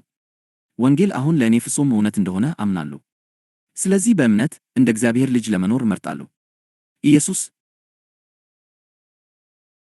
እንዳደረገው ሁሉ እኔም የእርሱ ልጅ ስለሆንኩ በልጅነት መተማመን ወደ አብ ለመምጣት እመርጣለሁ። ኢየሱስ እንደሚሰጥ እኔም በልግስና በመስጠት እንዲሁም ኢየሱስ እንደሚወድ እኔም በመውደድ እንደ እግዚአብሔር ልጅ ለመኖር እመርጣለሁ። አባት በኢየሱስ ስም የሚያስፈልገኝን ሁሉ አስቀድሞ እንደሰጠኝ አምናለሁ። አሜን። የመጨረሻ ማጠቃለያና የተግባር ጥሪ። በክርስቶስ ጽኑ፣ በጸጋ ቁሙ፣ በነጻነትም ኑሩ። ወዳጆች ሆይ፣ ስለ ኢየሱስ እውነተኛ ማንነት፣ ስለ እምነት እውነተኛ ትርጉም፣ ስለ ጸጋ አሳፋሪነትና ስለ ጽድቅ ስጦታ አስቆጭነት በመለኮታዊ መገለጥ በጥንቃቄ ከተጓዝን በኋላ ወደ አንድ ቅዱስና የማይቀር መደምደሚያ ላይ ደርሰናል። ይህ መልእክት እንዲሁ የሚደነቅ የሚከራከሩበት ወይም በአእምሮ የሚስማሙበት ነገር ብቻ አይደለም። ይልቁንም ውሳኔን የሚጠይቅ እውነትና ድፍረትን የሚጠይቅ የሕይወት መንገድ ነው። እዚህ ጋር የተገለጠው ወንጌል ለመካከለኛ አቋም፣ ለገለልተኝነት ቦታ አይተውም። ይህን መልእክት በቸልታ ይዘህ ሳይለወጥ መቅረት አትችልም። ክርስቶስን በእውነት እንደ ሕይወትህ ካየህ በኋላ አሁንም በራስ ማንነት እንደምትገደብ አድርገህ መኖር አትችልም። የጸጋን ብዛትና የጽድቅን ስጦታ ተቀብለህ አሁንም ሕሊናህን ለፍርሃት፣ ለኩነኔና ለሃይማኖታዊ ጫና ማስገዛት አትችልም። መለኮታዊ መገለጥ ዘወትር ምላሽን ይፈልጋል። የመጨረሻው መደምደሚያ ይህ ነው። ኢየሱስ ክርስቶስ ራሱ የድኅነት የመዳን ጠቅላላ ድምር ነው። ድኅነት በመርሆች፣ በተግባራት፣ በሥነ ምግባር ጥረት ወይም በሃይማኖታዊ አፈጻጸም ውስጥ አይገኝም። ድኅነት የሚገኘው ከእግዚአብሔር ልጅ ጋር ባለን አንድነት ውስጥ ነው። በኢየሱስ ማመን ማለት የእርሱን ሕይወት እንደ ራስህ ሕይወት፣ የእርሱን ጽድቅ እንደ ራስህ ጽድቅ እና በአብ ፊት ያለውን አቋም እንደ ቋሚ አቋም አድርገህ መቀበል ነው። በዚህ ላይ የሚጨመር ማንኛውም ነገር ያደክመዋል፣ ከዚህ የሚቀንስ ማንኛውም ነገር ደግሞ ያዘበዋል። ጸጋ ለክርስቲያን ሕይወት እንደ ተጨማሪ ጌጥ የሚታይ አይደለም። ጸጋ የክርስቲያን ሕይወት መሠረት ነው። ጽድቅ ለበሰሉ ሰዎች የሚሰጥ ሽልማት አይደለም። ጽድቅ በእምነት ቅጽበት የሚቀበሉት ስጦታ ነው። ልጅነት የወደፊት እድገት አይደለም። ልጅነት የአሁኑ እውነታ ነው። ነጻነትም በዲሲፕሊን የሚገኝ ውጤት አይደለም። ነጻነት እውነትን በማመን የሚገቡበት በር ነው። ሃይማኖት ዘወትር ወደ ራስህ ጥረት ሊጎትትህ ይሞክራል። ሕሊናህን፣ ፍርሃትህን፣ ተቀባይነት የማግኘት ፍላጎትህንና ብቁ መሆን አለብኝ የሚለውን ናፍቆትህን ይጠቀማል። ራሱን እንደ ጥበብ፣ እንደ ሚዛናዊነት ወይም እንደ ብስለት ይሸፍናል። ነገር ግን የእግዚአብሔር መንፈስ ዘወትር ወደ አንዲት ቦታ ይስብሃል፣ ክርስቶስ ብቻ። ደህንነትህ ያለው በሚዛናዊነት ውስጥ ሳይሆን በእውነት ውስጥ ነው። ስለዚህ ከአንተ የሚጠበቀው ተግባር የበለጠ መለፋት ሳይሆን በጽኑ መቆም ነው። የእምነትን ምስክርነት ሳትናወጥ አጥብቆ መያዝ ነው። ኩነኔ ሲያንሾካሾክ አይሆንም ማለት ነው። እፍረት ሲከሲ ውድቅ ማድረግ ነው።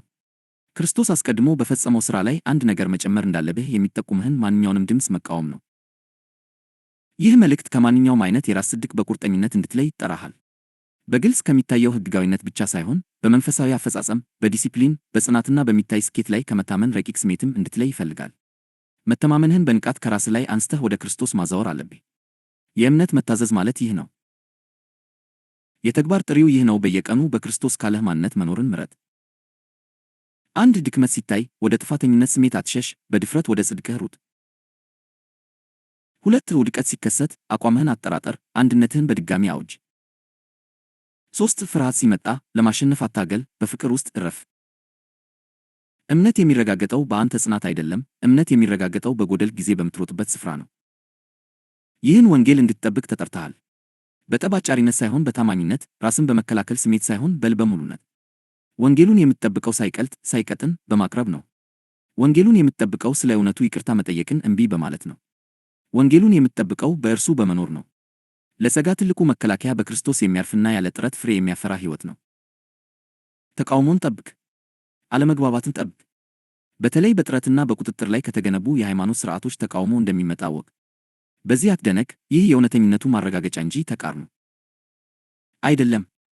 በኢየሱስ ዘመን የሃይማኖት መሪዎችን ያስቆጣው ያው ወንጌል ዛሬም ያስቆጣቸዋል። ያኔ ኃጢአተኞችን የሳበው ያው ጸጋ ዛሬም ይስባቸዋል። ስደትን አትፈልግ፣ ነገር ግን አትፍራው። ተቀባይነትን አትፈልግ፣ ነገር ግን የሚቃወሙህን አትናቃቸው። በትሕትና ተመላለስ፣ በጥልቀት ውደድ፣ በጽናትም ቁም በል። ጸጋ ትዕቢተኛ አያደርግህም፣ ጸጋ የማይናወጥ ያደርግሃል እንጂ። በመጨረሻም ይህ መልእክት የሚጠይቀው ተግባር በዕረፍት የተገለጸ እምነት ነው። እግዚአብሔር አስቀድሞ የሆንከውን ለመሆን መታገልን አቁም። ወደ አብ ከመቅረብህ በፊት ብቁ ነኝ የሚል ስሜት እስኪመጣ መጠበቅን አቁም። ራስህን እስክታሻሽል ድረስ ደስታን አታራዝም። በሩ አሁን ክፍት ነው። ጥሪው አሁን ነው። ሕይወቱም አሁን ነው። እንደ እግዚአብሔር ልጅ ኑር። ተቀባይነት እንዳለው ሰው ተናገር። እንደሚሰማ ሰው ጸልይ። ደህንነቱ እንደተጠበቀ ሰው ውደድ። ነፃ እንደወጣ ሰው አገልግል። ምንም እንደማይጎድለው ሰው ስጥ። በስጦታ ጻድቅ እንደሆነ ሰው ተመላለስ። ወንጌል በመመሪያ አያበቃም፣ በግብዣ እንጂ። እመን፣ ቁም በል፣ እረፍ፣ ኑር። የዚህ መልእክት የመጨረሻ ቃል ይህ ነው። ክርስቶስ በቂ ነው። ጸጋ ይበቃሃል። ጽድቅ ያንተ ነው። ነጻነት ርስትህ ነው። ይህን እውነት አትልቀቅ። በሃይማኖት አትለውጠው። ተቀባይነትን ለማግኘት ብለህ አታቅጥነው። በክርስቶስ ጽኑ፣ በእውነትም ነጻ ትሆናላችሁ። ለሚቀጥለው ምዕራፍ ግብዣ። በዚህ በመልእክቱ የመጀመሪያ ምዕራፍ ስለ እውነተኛው የኢየሱስ ማንነት መሠረታዊ ግንዛቤ ለመስጠት ሞክረናል። ሆኖም ግን የእርሱን ማንነት በእውነተኛና ተግባራዊ የሕይወት ታሪክ ለመግለጥ እንዲሁም በሰው ልጆች ድካም መካከል እንዴት ይኖር እንደነበር ለማሳየት በሁለተኛው ምዕራፍ ወደ አንድ ተጨባጭ ምሳሌ እንመለሳለን። ከዳተኛ ተብሎ የሚጠራውን የይሁዳን ሕይወት እንመረምራለን። እንዲሁም ኢየሱስ ለይሁዳ ኃጢአት መከለያና ጽድቅ ሆኖ በቆየበት ጊዜ ሁሉ ከእርሱ ጋር እንዴት ይዛመድ እንደነበር እንመለከታለን።